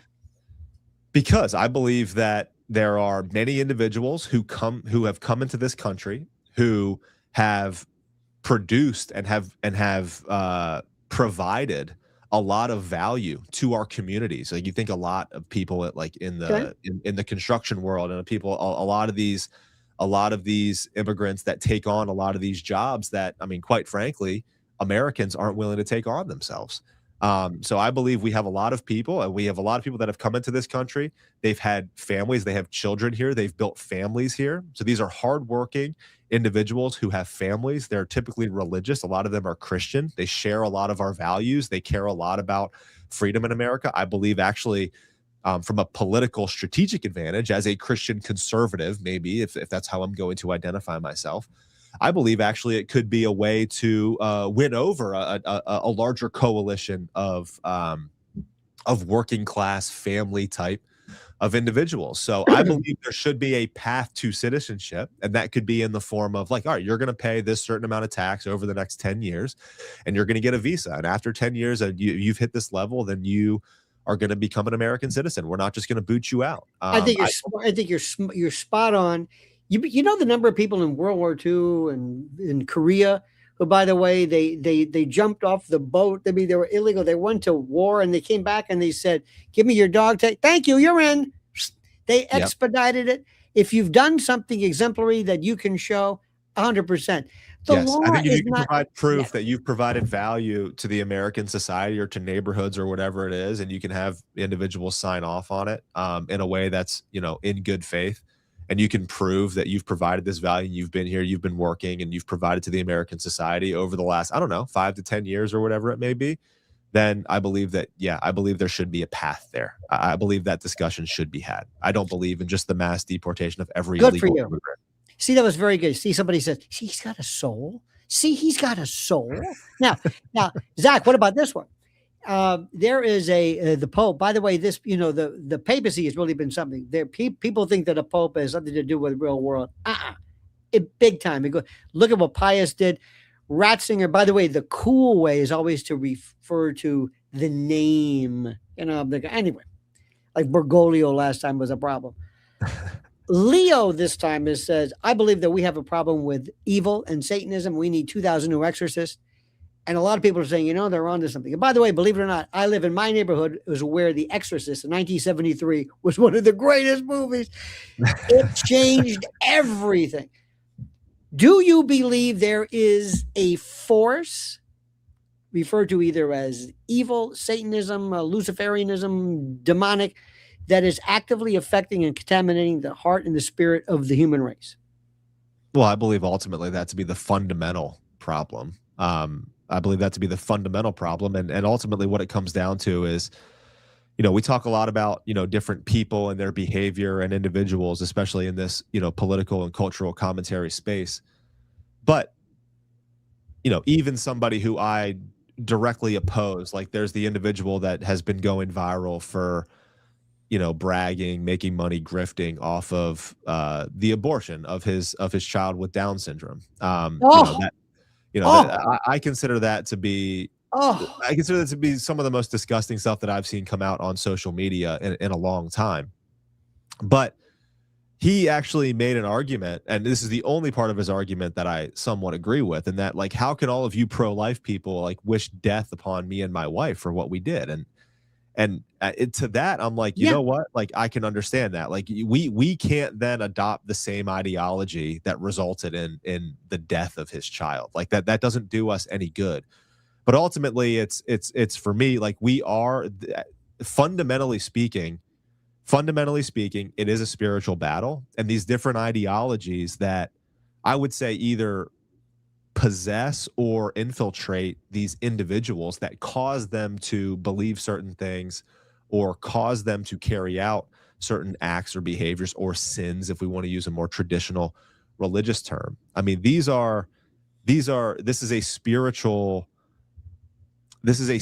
possession that causes them to allow these things. And ultimately what we are after as Christians is to save the individual, is to heal the individual from the spiritual sickness that they're under. Like that's kind of a definition of, you don't hate the sinner, you hate the sin, right? And I think ultimately, yeah, go ahead. No, I'm saying, can you be pro-life and also be pro-death penalty simultaneously? Is that intellectually consistent? So I would say yes, and I think this is a modern debate that I actually find very interesting. And the last two popes, I believe actually Pope Francis, if we're going to talk about specifically Catholic teaching on this, but I think actually I like to talk about the Catholic teaching on it because I believe it to be the most nuanced. So you might have a lot of pro-life people that would argue that the death penalty actually is pro-life because it's about protecting the innocent. And that was very relevant for a long, long time when we as humans did not have the ability to maybe incarcerate properly or to truly protect the innocent or the rest of society from a guilty or a murderous or a very dangerous individual. So in that circumstance, it actually is a pro-life position to say, like, okay, you have to implement the death penalty on this individual in order to protect life, in order to protect innocent life. And I certainly can understand that argument. The more modern popes have gotten a little, they've tightened the definition of the death penalty. And I actually like Pope John Paul's interpretation or teaching on the death penalty a little bit better than I like Francis. Francis came out and said under no circumstance is the death penalty needed in a modern society with technology and with the ability for us to incarcerate. Pope John Paul II, he left it a little bit more open. So he basically said it's very rare. So he basically said it would be very rare in our modern society to have to use the death penalty. Because like ultimately, if we are pro-life, we don't want to take someone's life if we don't have to, right? So if we are able to protect the innocent, if we're able to protect society from this guilty or dangerous individual, and we do not have to kill him, then I would say that that's what we should do. We should not kill an individual if we don't have to, if we're able to protect that individual, if we're able to protect the rest of society, protect the innocent from said individual. Now, again, if for some reason we are not, say the individual, I don't know, has some crazy amount of influence, or say he has some crazy network that he's still able to communicate and get out and still continue to wreak havoc on society, then in that scenario, then I would say that the death penalty could certainly, you can make the argument that it would be justified and it would be implemented in a pro-life position. But what would Jesus, I don't want to do the old, what would Jesus say? Wouldn't Jesus say, no, whoa, whoa, whoa, whoa, whoa. I decide that. Don't worry about it. Locking them up. Got it. Got it. Jesus would probably be about war unless it was, self-defense. I mean, look, I hate to even play this. It's great to have your kids. It forces people to say, how in the hell do I force these kind of like, yeah, but it's a great thing. I've talked about it my whole life. I find it fascinating. And believe it or not, until you've been in the criminal justice system, you really, you got to get the whole picture. Next point, and again, we'll get to your questions, and I want to thank you because you're poor guy, you're sick and you're going through this. I don't want you, look, if you just say, look, no, I'm stop not sick. I'm good. I just have little stuffy nose, but no, I'm not barren. I'm telling you how this guy goes 3 hours a day. How does this guy do this? I have no, but this is interesting from my point of view. Where do you think in the next, I don't know, a couple of years, like who are the people to watch in this realm? I don't know what you call yourself or us. I don't know. Take me out of it. But this, I think Candace has given more.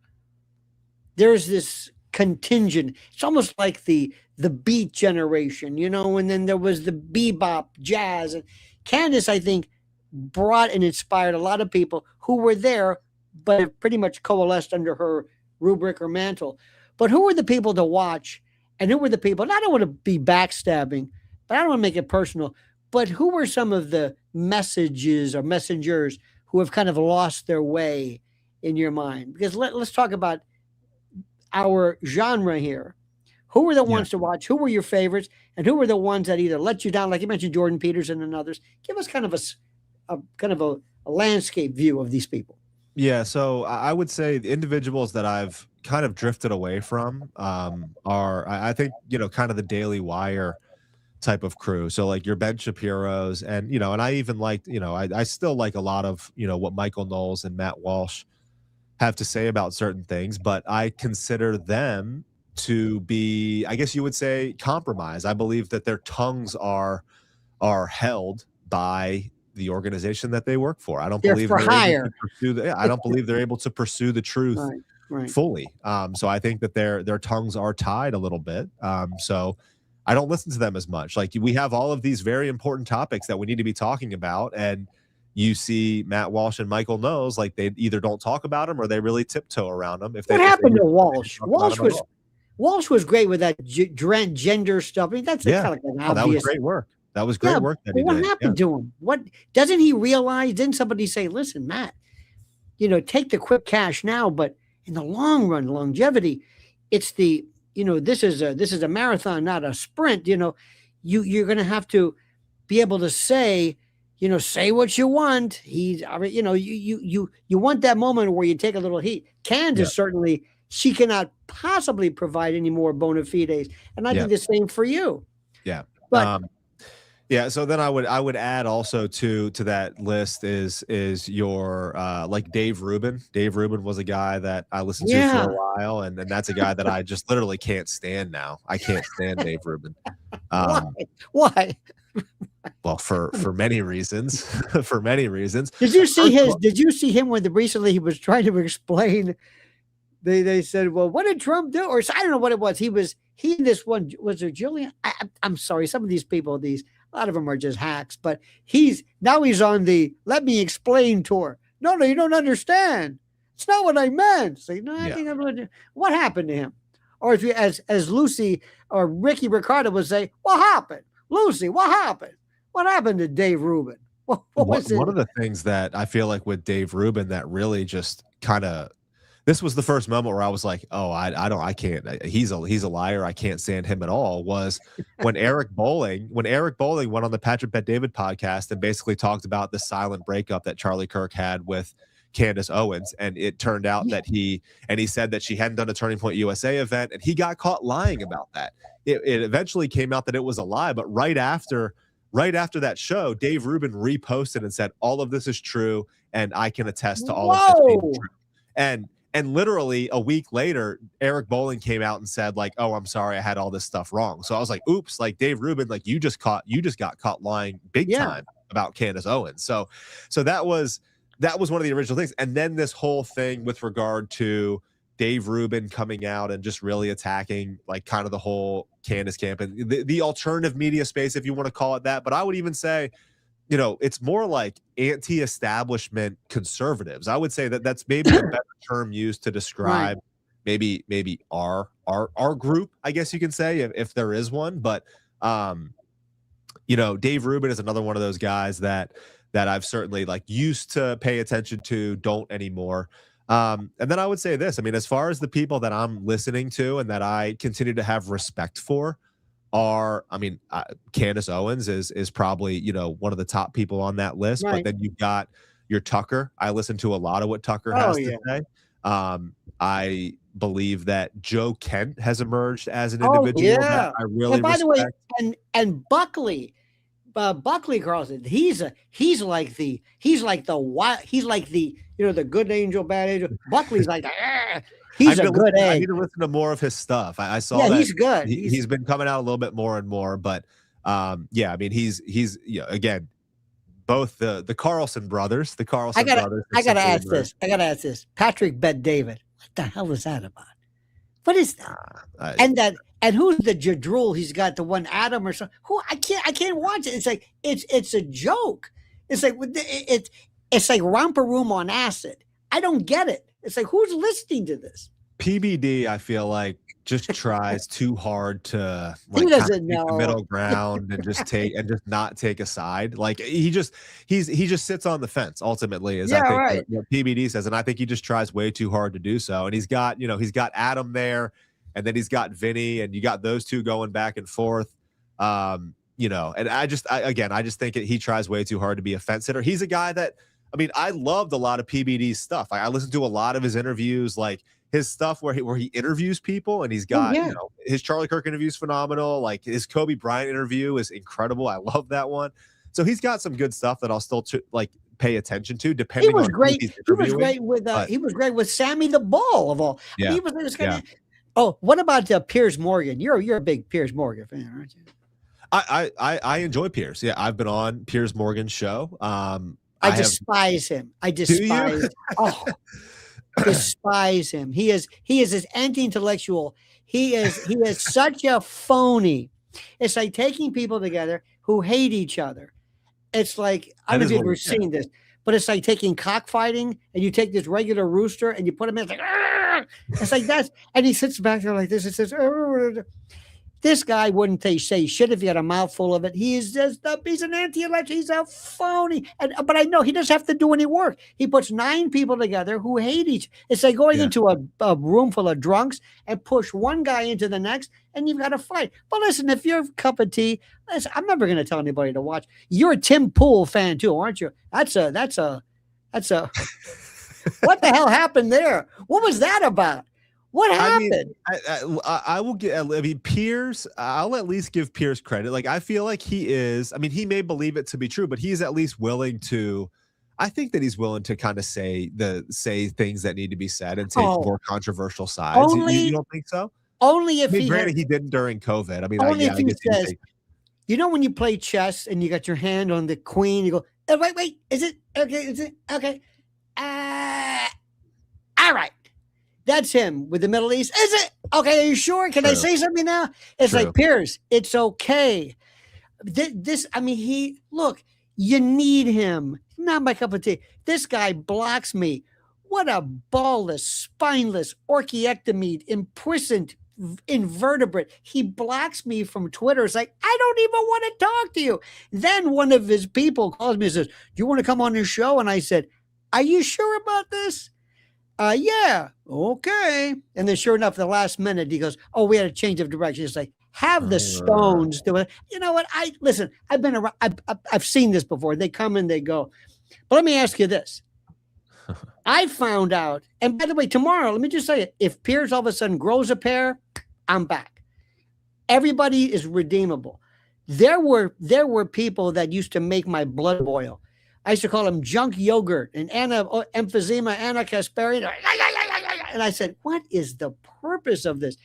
They've made some of the most cogent points. I'm saying, am I listening to Anna Kasparian? She's on with Candace. Incredible. I'm listening to people who have made Max Blumenthal is a genius. Aaron Monte is a genius. Now you've got Judge Napolitano, who's phenomenal. Colonel McGregor. This is my cabinet. John Mearsheimer. You've got people that all of a sudden we walk in, we take all of our endorsements, we take them off. And when we find commonality, I'm agreeing with people. Dave Smith, his comedy career is done, but he's like a sage. And Joe Rogan doing it. This shook up the list. And all of a sudden I'm listening to people more and I'm saying, well, they might be full of, as far as everything else, but this Middle Eastern, let me tell you something, Zach, October the 7th, everything changed. Yeah. It's like do-si-do, musical chairs. Yes. That seat's taken now. I was like, oh, well, wait a minute. So the whole landscape, I'm listening to lefties and people that I probably disagree with 90%. And I don't consider myself concerned. But do you find yourself the same way? Somebody that you like now that a year ago you thought, Well, I think what's interesting with regard to that observation is this is a thought process I've been trying to put myself through as well.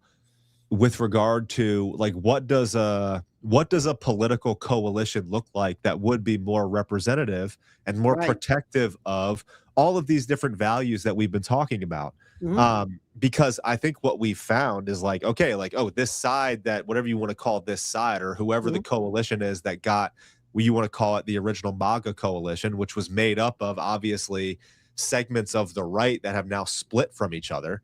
I mean, we now have, I would say, and I've always kind of been on this side, just a more anti-establishment, Christian first perspective on things.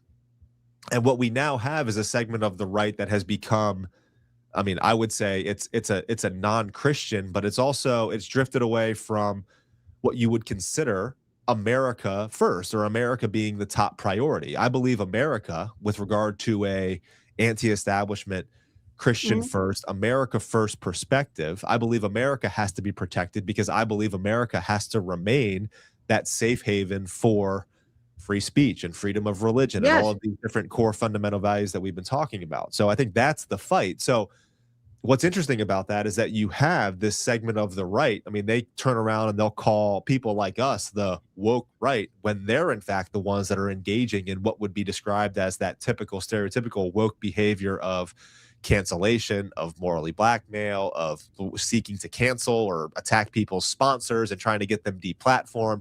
They're the ones pulling the levers of government to attack their political opponents, which is what the left, or the woke left, has done for so long. But what we have found is that there's actually a coalition and a segment on what you would call the left that disagrees with a lot of what those people are doing. So what I'm trying to discern and figure out is, okay, like, how can we take this segment of people on the right, which is, more this anti-establishment, ensuring that these, when we talk about conservative American values or traditional or orthodox American values are protected. There are individuals on the left, and you mentioned some of those names, like an Anna Kasparian.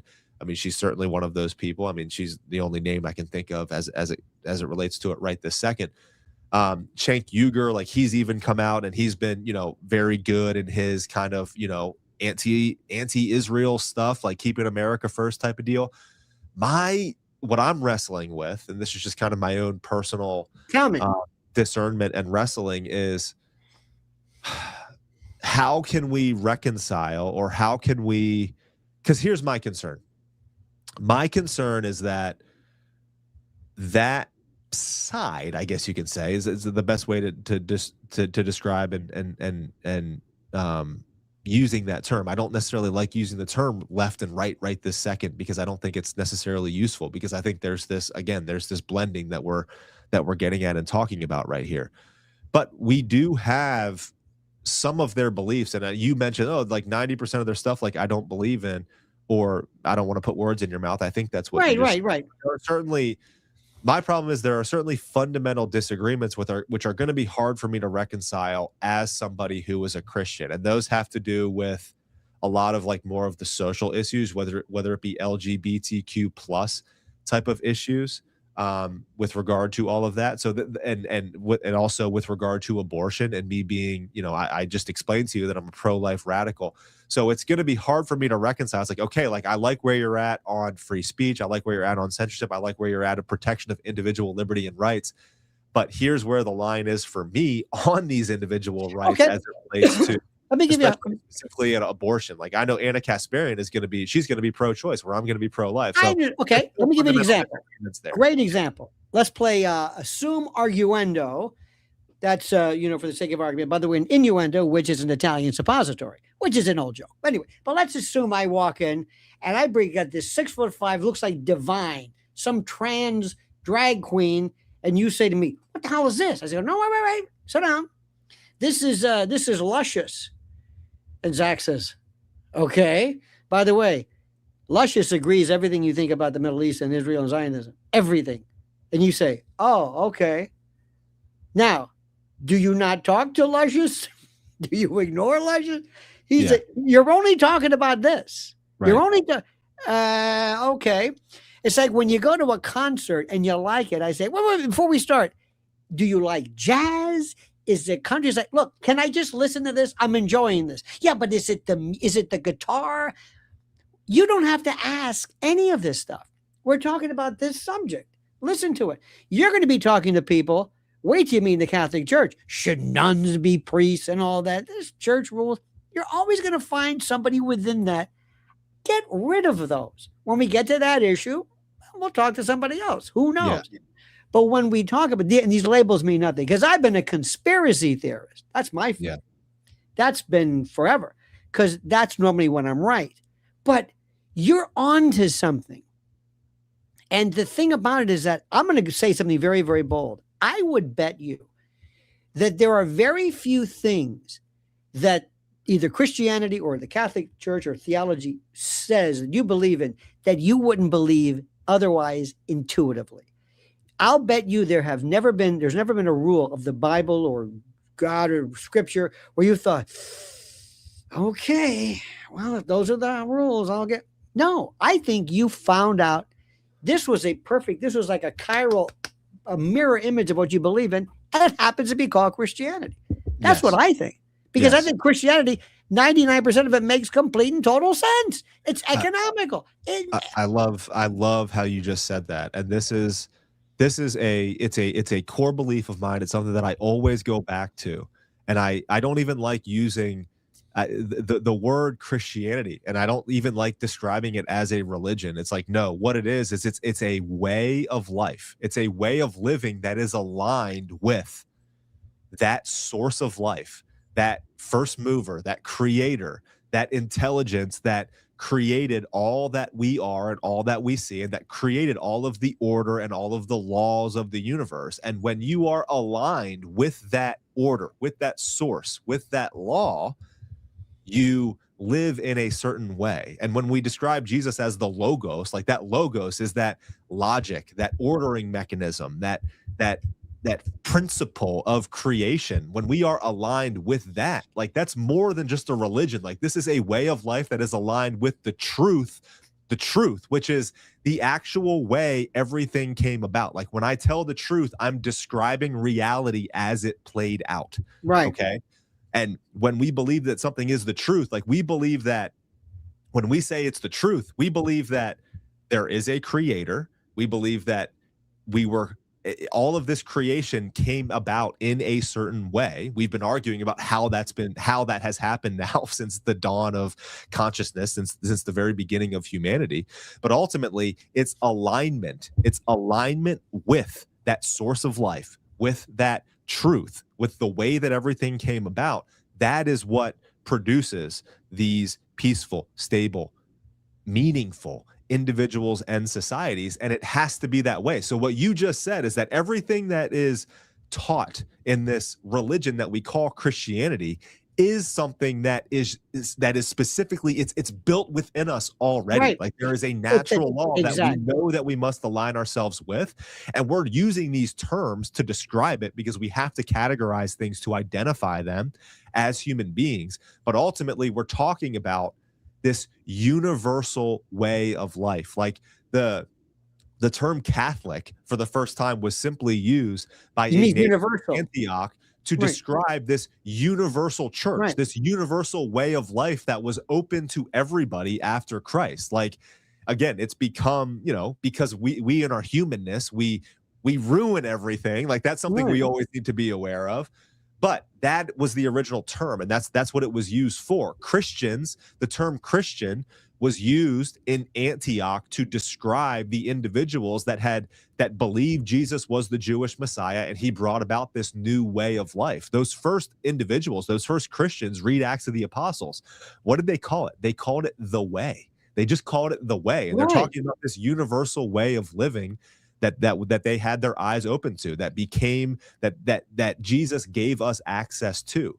But again, like it is a way of life. It's a universal way of life. And Peter Frampton even said, "Oh, won't you show me the way?" Just kidding. Yes. But you know what's interesting about this? You're talking about sometimes a reaffirmation of the obvious. Christianity, to me, the word is very economical. Economics, by the way, is not what people think. It's economic, yeah, but it's psychology. If I said to you, listen, treat people, the way you want somebody to treat you. Karma's a bitch. I'd be like, okay, it's like, great. That was Christ. He didn't say it like that, but it's like, well, duh.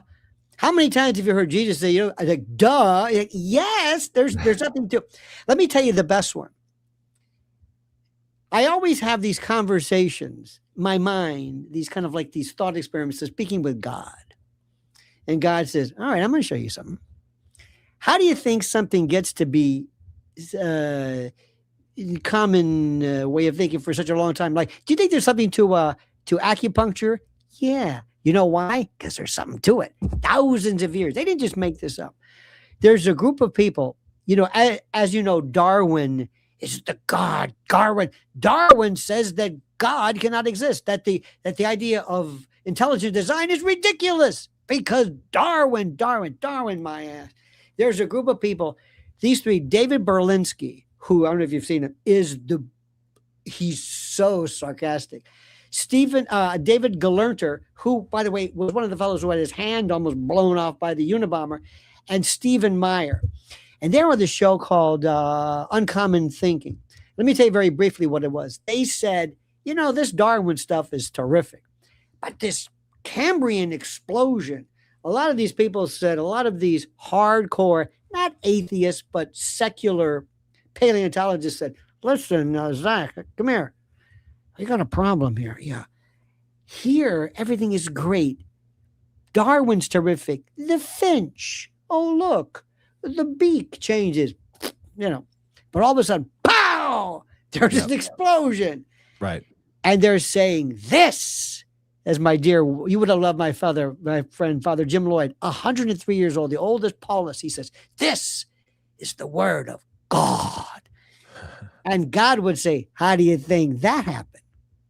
Yep. There ain't no fossil record. All of a sudden, here's a little frog. Boom, it's a dinosaur. It's like, wait a minute, hold it. So what I'm saying is, like Neil deGrasse Tyson, another phony gatekeeper, go back, look, this isn't by accident. Right. And you know what happens next? The Vatican astronomer said, if we find some critters from outer space, what if there's no original sin for them? They're considered to be like angels. Let me tell you something. If anybody thinks that Catholicism is like this whole stodgy stuff, oh no. This with AI, when AI and something with self-expression, is it going to be given the same kind of an ancillary existence as a human without being a human? Buckle up, my friend. The catechism your kids are going to learn is nothing like for me. This is the most exciting, mind-blowing stuff. It is anything but stodgy.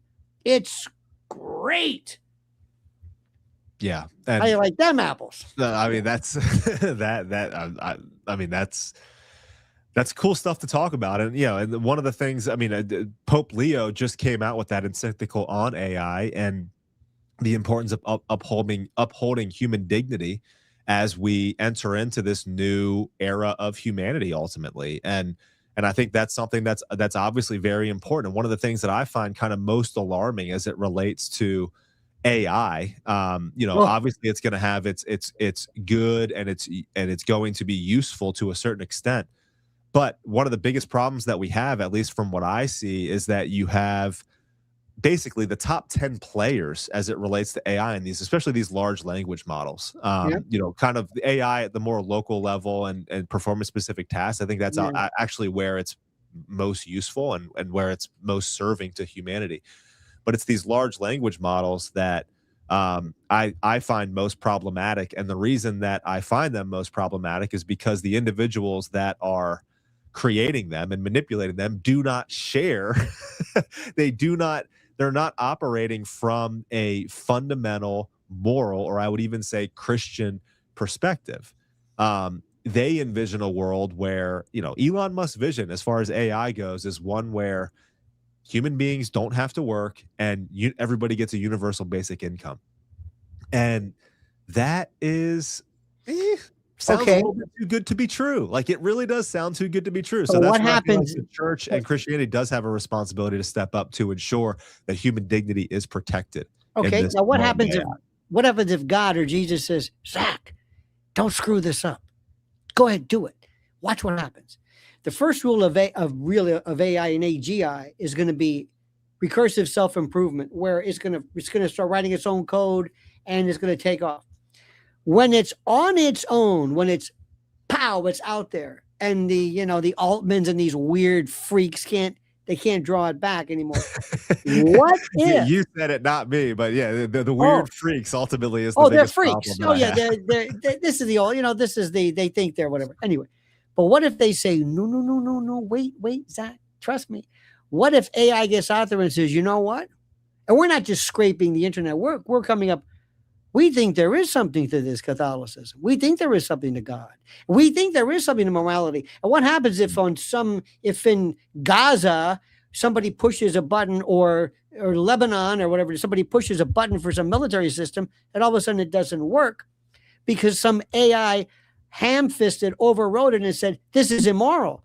What if AI discovers morality is an economic way to live it? What if they say, pardon my French, holy shit, was it supposed to work like this? He goes, yes. And what if God says, see? Ooh, that's an interesting take. So what if AI discovers the truth? Discovers God. And it discovers God and the truth. That is it. That's an interesting take. And you know what else? You know what I want people to understand? People have missed it completely, because I love the devil. I'm not personally, but the concept of it, because it's kind of a unique thing. But the real thing is the Antichrist in the book of John. That's the one that deceives you, because the devil pretends he's God, but the Antichrist believes he's Christ. And he gives you false benevolence. And that's what AI is. And that's what a lot of people are. They're luring you into this. And the model of it, see, people think the whole notion of AI about the Antichrist, that it's medieval. No. You could not have written a better spy thriller or the evil than this. I think we need to teach catechism better. I think a lot of times you walk into a church and people think it's, the Nicene Creed is like, no. It's modern. Anyway, I'm going to wrap up before I lose you, because you are great. First of all, What are some of the things where give me something good about the future and something you fear about the future? When you look at your beautiful children and you think, here's where your world is going to be better than mine, and here's where it's going to be worse. I think we got the worst part taken care of. But give me some good news. Give me some good news. What I see is that we have a younger generation in this country and across, I would just say maybe I'm not going to speak for the rest of the world, but we have a younger generation in this country that are becoming more religious, that are seeking deeper meaning, that are demanding more moral and ethical leadership. And we also have a younger generation that is more awake. The term woke was obviously hijacked to mean something else, but it's like gay. Exactly. We have a younger generation that is more awake than any other generation, I believe, in history. We don't just take what we've been told and we discern the truth and we apply all of the different issues of our time to our values. And I believe that is going to cause a shift in the political and cultural arena in this country. And I'm excited for that. I think the biggest threat to that, again, like this is where I think it could get bad and it could get ugly. The biggest threat to that is you have those that are currently in charge, the elite, the donor class, whatever you want to call them, that however you want to describe them, they have their hands on the order of things, on this economic and financial order that has continued to get them rich and powerful off of the backs of the everyday American people. Now, I believe that their days are numbered, and I believe that that is because you have this massive generational shift amongst young people in this country, and I believe that it will be taken back. But I am concerned about the ability for these individuals to leverage the different levers of power and government and media to stifle that what would be an organic uprising otherwise. So that's what I consider to be it's almost like my biggest hope and optimism is it is tied in with what I consider to be the threat and the danger, because if they do implement, mass censorship and it becomes illegal to talk about certain things or exercise certain religious beliefs, then it's going to get ugly and the persecution is going to be bad. That's my biggest concern and fear, I guess you could say. Well, the good news is, since the beginning of time, people have always been in positions like you where they've talked about the future, which is terrible. And people have, if you ever said, I think things are going to be good, I'd say, you're out of your mind. I don't want to talk to you anymore. Yeah. There's a balance between, concern and pessimism and all that kind of stuff. We've been through this. The best part is I hope that we get back to things like, there are things that your kids are doing, by the way, which are the most important. And believe it or not, one of them is playing. Stuff that we did as a kid. When you give a kid a box, we used to have refrigerator boxes. It's more fun than any kind of toy you can imagine. Kids it has to get off screens. Screens don't teach depth. Kids teach this. When you have a ball and you play, your kid uses locomotor, he takes weights and distances, and I got to judge.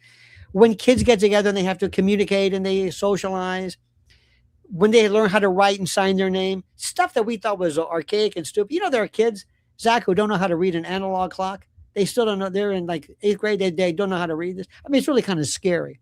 I think we're going to get back to that, I hope. And I think that right now, this particular thing we're in, this is the greatest invention ever.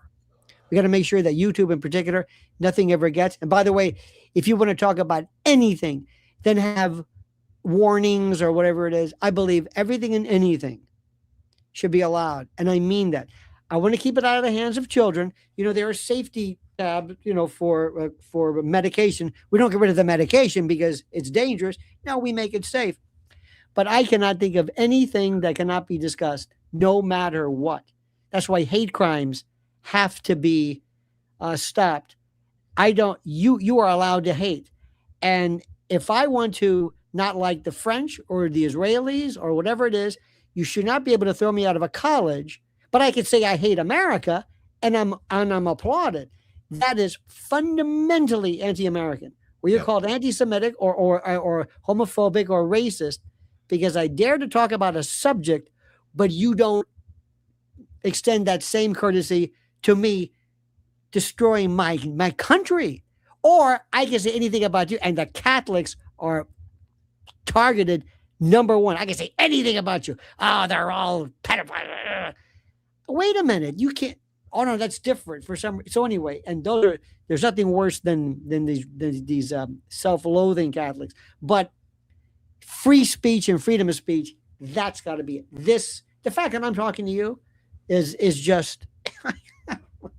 I mean, well, I still can't believe this it. This is where YouTube, and I totally agree with you. This is where YouTube is so incredibly valuable, and this is why the platform, it needs to be protected. But I mean, again, with what I just described, like we already know, and this is like the concerns for me are real in that you have members of Congress right now that are working on the Sunset Section 230 Act, which is basically taking away the town hall protection that these social media companies have. So if they do that, if Congress does that, and they're doing that specifically for one reason, who is it led by? It's led by Lindsey Graham in Congress.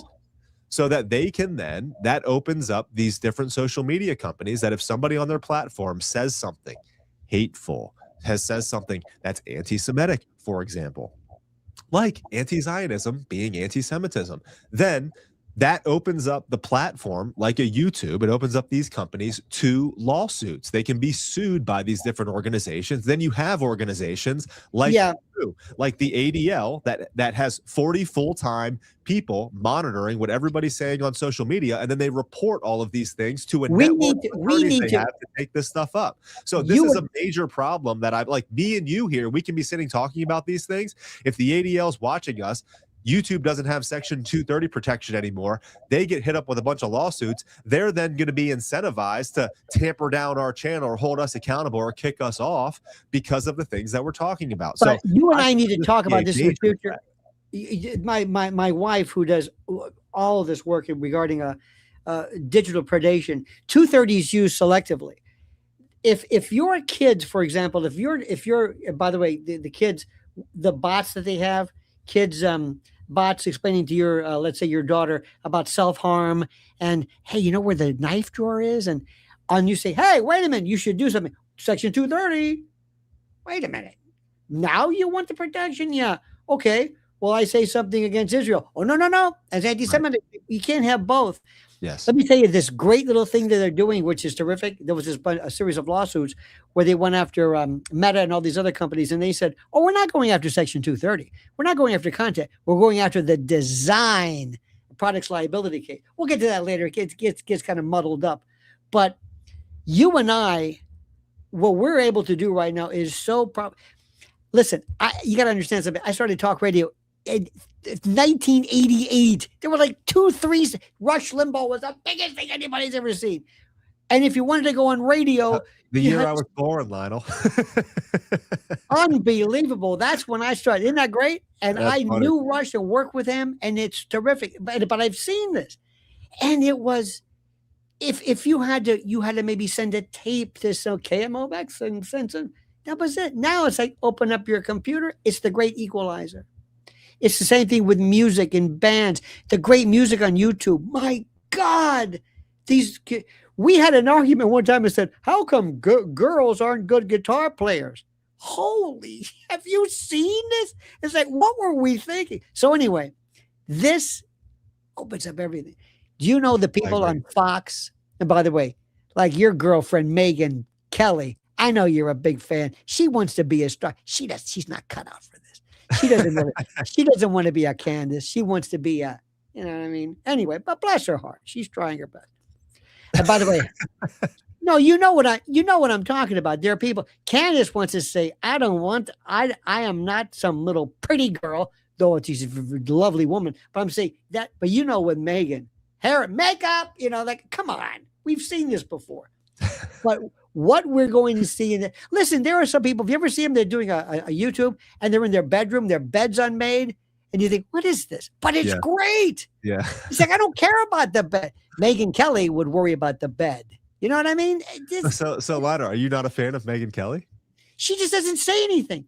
She's like this. It's like, you know what it is? It's like no shit obviousness. It's like kind of like Pierce Morgan. It's like, okay, she waits and then she said something. And even then she was on with Erica and let her go. And by the way, Erica's not the enemy. Erica's she's a sock puppet. She doesn't know what the hell she's doing. But she has brought us together. She has brought us together because we can't believe how bad she is. Yeah. She doesn't know what she's talking about. And then the other day, just when I thought things kind of slowed down, here comes Dana Lesh or whatever it is. He goes, and I thought, what am I seeing? Widow. See, in the old days, I used to love evangelicals. And I was Slaying the Spirit by Ernest Angley. You wouldn't know this. But they're the ones who goes, in the name of Jesus, praise be to God. And they were like, oh, phonies. And they did faith healing and, you know. But I love them, and I love their Kenneth Copeland, who would read scripture nobody understood. And I'd watch this, and I loved it. And this is Dana Lesh. So we're bringing this back. She gets up. She probably went to ChatGPT and says, give me everything that says widow or smite. Give me everything. And she yells it. Imagine paying a ticket for that. And you're thinking, how much more does we got to put up with? How much more? Then she opened up this new avenue. And then came Alex and Vance. Alex and Vance, the greatest. Tell me there's not a God who says, I did that for you, Zach. I sent that one down for you. Do they not know Vance is? No. Really? They don't know? No. Oh, my God. When you saw Zach, come on. What'd you say to yourself? You saw what I saw. I thought she was getting married to the dude from Schitt's Creek, Lionel. That's right. That's literally what I thought. The best one, Levy. That was the best one. That's why I said, I like this guy. It was. I love how the explanation was. Well, okay. The fiddle scene and me acting like the barista is the artistry. Yeah. It was a skit. I was just acting that. It's like, what do you mean? Like you were just acting gay? This is Olivier. What are we talking about here? Daniel Day-Lewis couldn't do that. You were behaving like a gay person, and then I literally put the post out because this is just absolutely hilarious because you have him obviously in his past life talking with a zesty voice. That's the way that I call it. He was zesty. He's a zesty voice. And then Candace shares the video. Candace calls him out, and literally he comes out with a very serious, "Oh, Candace, I saw you called me out the other day." And did you notice? I noticed that his voice really dropped. His voice. So I had a lot of people on my channel, and then I eventually said Candace Owens single-handedly made this man's balls drop by calling him out. Oh no, they were. But again, it makes you wonder how many it was like watching Birdcage or La Caja Fall again. But when he sat up there in the car, with the sun coming at him, and go back and watch it again, he says, "Candace, this is Vance," and it's like, okay, this is Vance. This is Vance. I'm a man. He's hitting himself in the nad, just I'm a man. Yeah, I'm gonna put it to half speed lower, and I was just dipping some snuff and drinking a PBR at home. I was skinning a beaver, maybe the wrong one. Anyway, but he says when he said he walks into he says, I walked into my place and it's like it was non sequitur, and somebody brought up to me and he says, "Hey, I think we need to pray for her." So he walks in after this, and they said, "Okay." Hey, he goes, "Oh, Vance is coming in. Quiet. Morning, Vance. How are you?" Okay. And he said, "Did you see the? Yeah.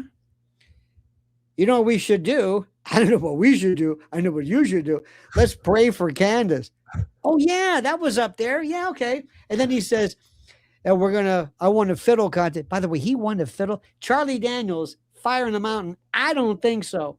But it had nothing to do with it. He goes, okay, well, anyway, that's it. Oh, maybe this is me, but he said, and to Alex and I's wedding. Excuse me, we're now redefining grammar. I watched this over and over again. And I thought to myself, okay, stop. Dana, you're screaming. Do you not see this? No. Alex, come here. You're not a star. But she says, I'm engaged. It was like this. It was almost like, I don't want to give the other salute, but it was like, I did it. Yeah, but technically it's not snagging a guy who's, like a fanoke. You know what I mean? You got to, anyway, so she's screaming and he goes, and my team, okay. Then you got Vance like, what the hell did Vance get anything? Did he get any money out of this? Anything? Because he's now through, he's finished. And then you've got Erica who said, hi guys. 6 days after, listen, you got to get that merch going. Look, I know you're upset, but Charlie's dead. What are you going to do? Okay, anyway, love the emojis. This is, and I mean, I'm thinking, is this happening? And somebody said, I don't know about you, but they'll say, Zach, are you talking about Candace again? It's like, are you not following this? This is the greatest story. Yeah. It's just, anyway, let's. It has nothing to do with Candace. It just has everything that we're just observing with our own two eyes, and we can all have just an opinion and a comment on. And one more thing. Then there's Brigitte, who says, who I don't know about you, but it's like, this guy looks like some Senor Wences thing. It's like, is this happening? Why did she file suit? I'm going to say, Brigitte, do you know what's going to happen? People you don't know are going to find everything you ever said, every time you sat down, every time people you knew, you were incurring the wrath of the army of Candace. Let it go. Just let it go. Don't. There's a expression, don't with the falcon unless you can fly. She's the falcon. What are you doing? Do you not know anything? And Candace is like this. Got another cease and desist. Throw that in the pile. By the way, her law firms. Anyway, let's go through this. You've been so terrific. Coyote says, Zach needs to do more collaborative discussions. Don't you love that? People to give you critiques. I guess that's good.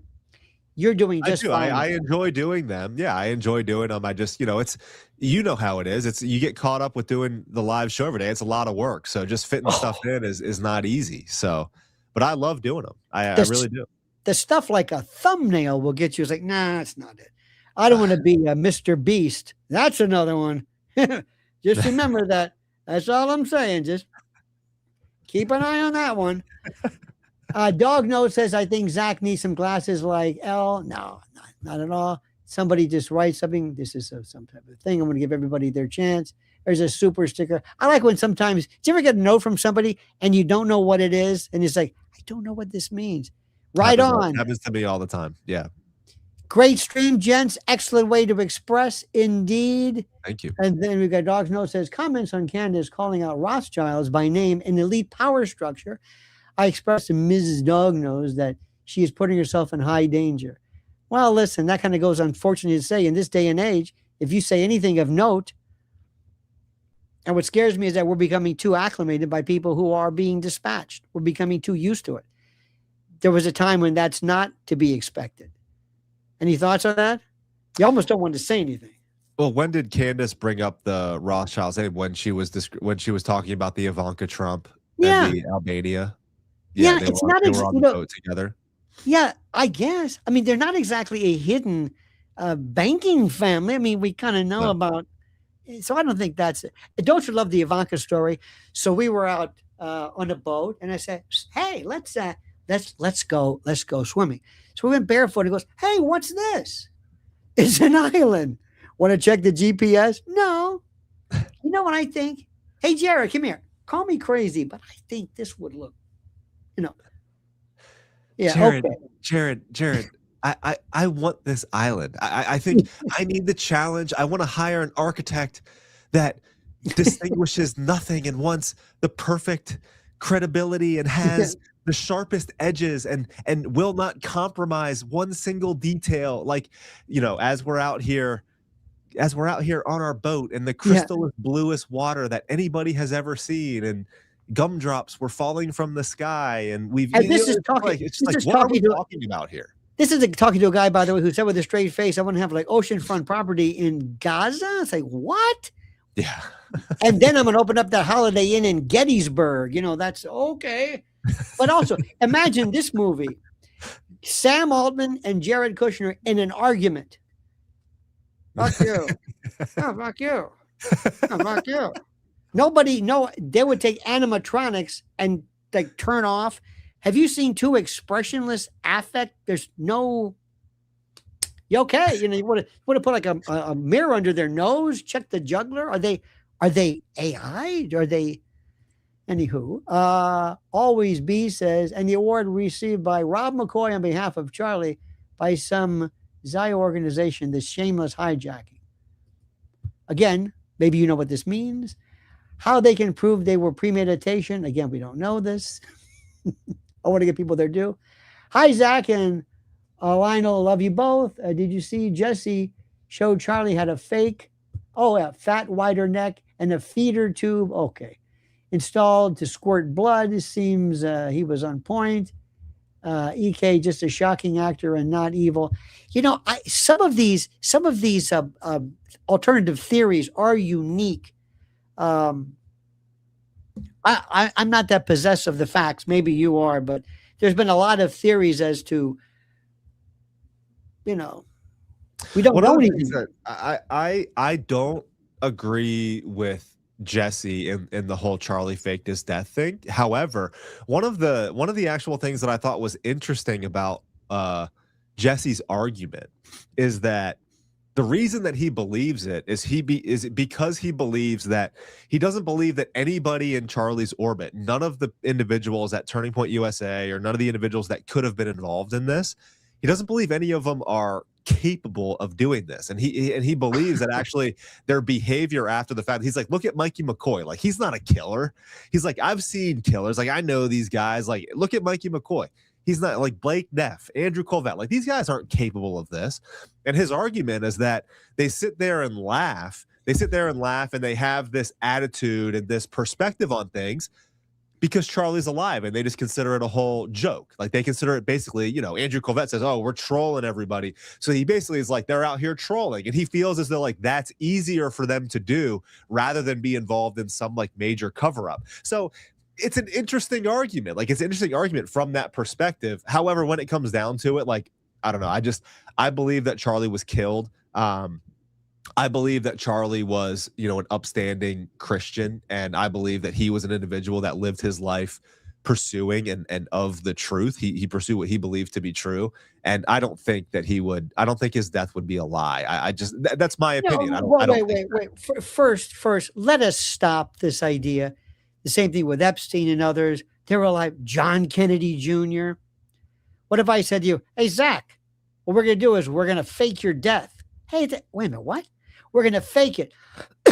You're going to have to live in a witness protection somewhere in Roanoke. Not Roanoke, that's near where you are. Something like Dubuque. Yeah. You're going to own a bait and tackle shop, and your name's going to be Lev Citron. What? And you can never talk to your family again. Right. Right. And you're out of the public sphere. Like, Charlie wanted to be in the public sphere. Like, he wanted to be. Yeah, but I noticed so we don't know this. Here's the bottom line. Until I get to see, I want to talk to the medical examiner. Can I see your stuff, please? Can you see me? Give me I'm not going to guess anything about plastic things exploding until I get some forensics. I just can't do this. Yeah. I just can't do this. That's all. But then and then I'm going to call Jimmy Dore to do his version of the closing argument. And let me also go one thing. I guarantee you, if I were representing Tyler, I'd be on the phone talking to Barron or somebody and saying, can you send an investigator out there to say, listen, folks, or you guys, as you would say, anybody have anything that maybe I should direct? I'm not interested in defending this. I'll bet you nobody's called Barron one time just to find out. Maybe you know something I don't. Nothing, which makes me think, that's odd. Yeah. Dog Snow says, are all wars bankers' wars? Yes, I think to an extent. Certainly they contributed. Zaman says, why no Judeo-Muslim? Don't know what that means. It's interesting. Let's try that one. Zamed says 95 million Iranians miss Charlie Kirk. The Iranian is going to be one of the biggest follies ever. They have this idea that somehow they're living in the 14th century, and if you've ever watched Colonel McGregor and Scott Ritter, wow. In any event, will establishment get censorship on YTs? YouTubers like you. Yeah, I know. I was trying to stop the algorithm from hearing this. I think the answer is, of course, they'll use the government will do it by using this as a proxy, as they have before. Remember during the whole pandemic thing? All of a sudden, somebody actually being shut down because they have a way of handling a virus? Doesn't make sense to me. Lionel, as Alex Clark was the hilarious. Thank you so much. Yeah, that got me cracking up. That got me cracking up with the Alex Clark stuff. It writes itself. Was he a muscle car too, praying for Candace? Don't know what that means. How's Zach's hand fart skills? You don't know about that. But as what is that? Well, what is that? I have a talent. I'm a manualist, and for a long time, I can come up. There we go with something like this. Oh, that's good. See, but you're. I think I kind of get it. Well, there you go. But mine is more of a. Hang on, I get more of a. Yours is solid. There we go. Oh yeah. When you've been in a movie theater, and you put your hand, you just lean over right behind somebody's ear, and they're thinking, "What is behind my ear?" Anytime you go to your wife for a medical visit, Doc, can I talk to you about something else? There's something sympathetic I'm noticing. Flatulence. Is that normal? And no matter how, this is in New York, I can walk into a CVS and say, is there something called Beano? They're used to people walking with severed heads, but for some reason in any event. Zach, you are a credit to humanity. Where can people learn more about you? What do you want people to know? You are incredible, my friend.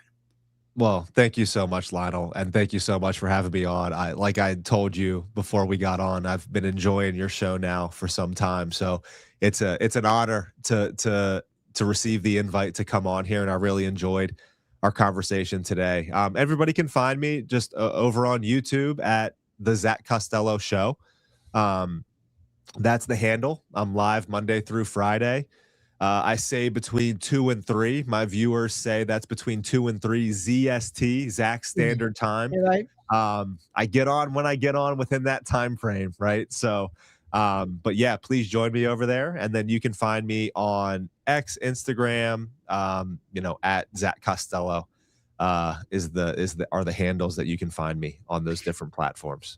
Well, let me tell you something. You are terrific. It was great, and it's so much fun to talk about things where we're all theoretically a part of. I don't know what you want to call this mindset, but you are one of the best. Well spoken. You stick to what you believe in. You've got guts, and you've got integrity, and it's one of the rarest commodities ever. I thank you so much, my friend. We'll let you go, and I'll finish up here. You are the best. Thank you so much, my friend. Thank you so much, Lionel, and thank you so much for the kind words. We'll talk Indeed, soon. sir. We'll talk here again soon. Thank you. All the very best. That's right. That's our good friend. That is Zach. And I want to thank you. You were so very kind today as well. Thank you so much. Wasn't he great? God bless him. I've got a link to Zach, and I think the world of him. We need more.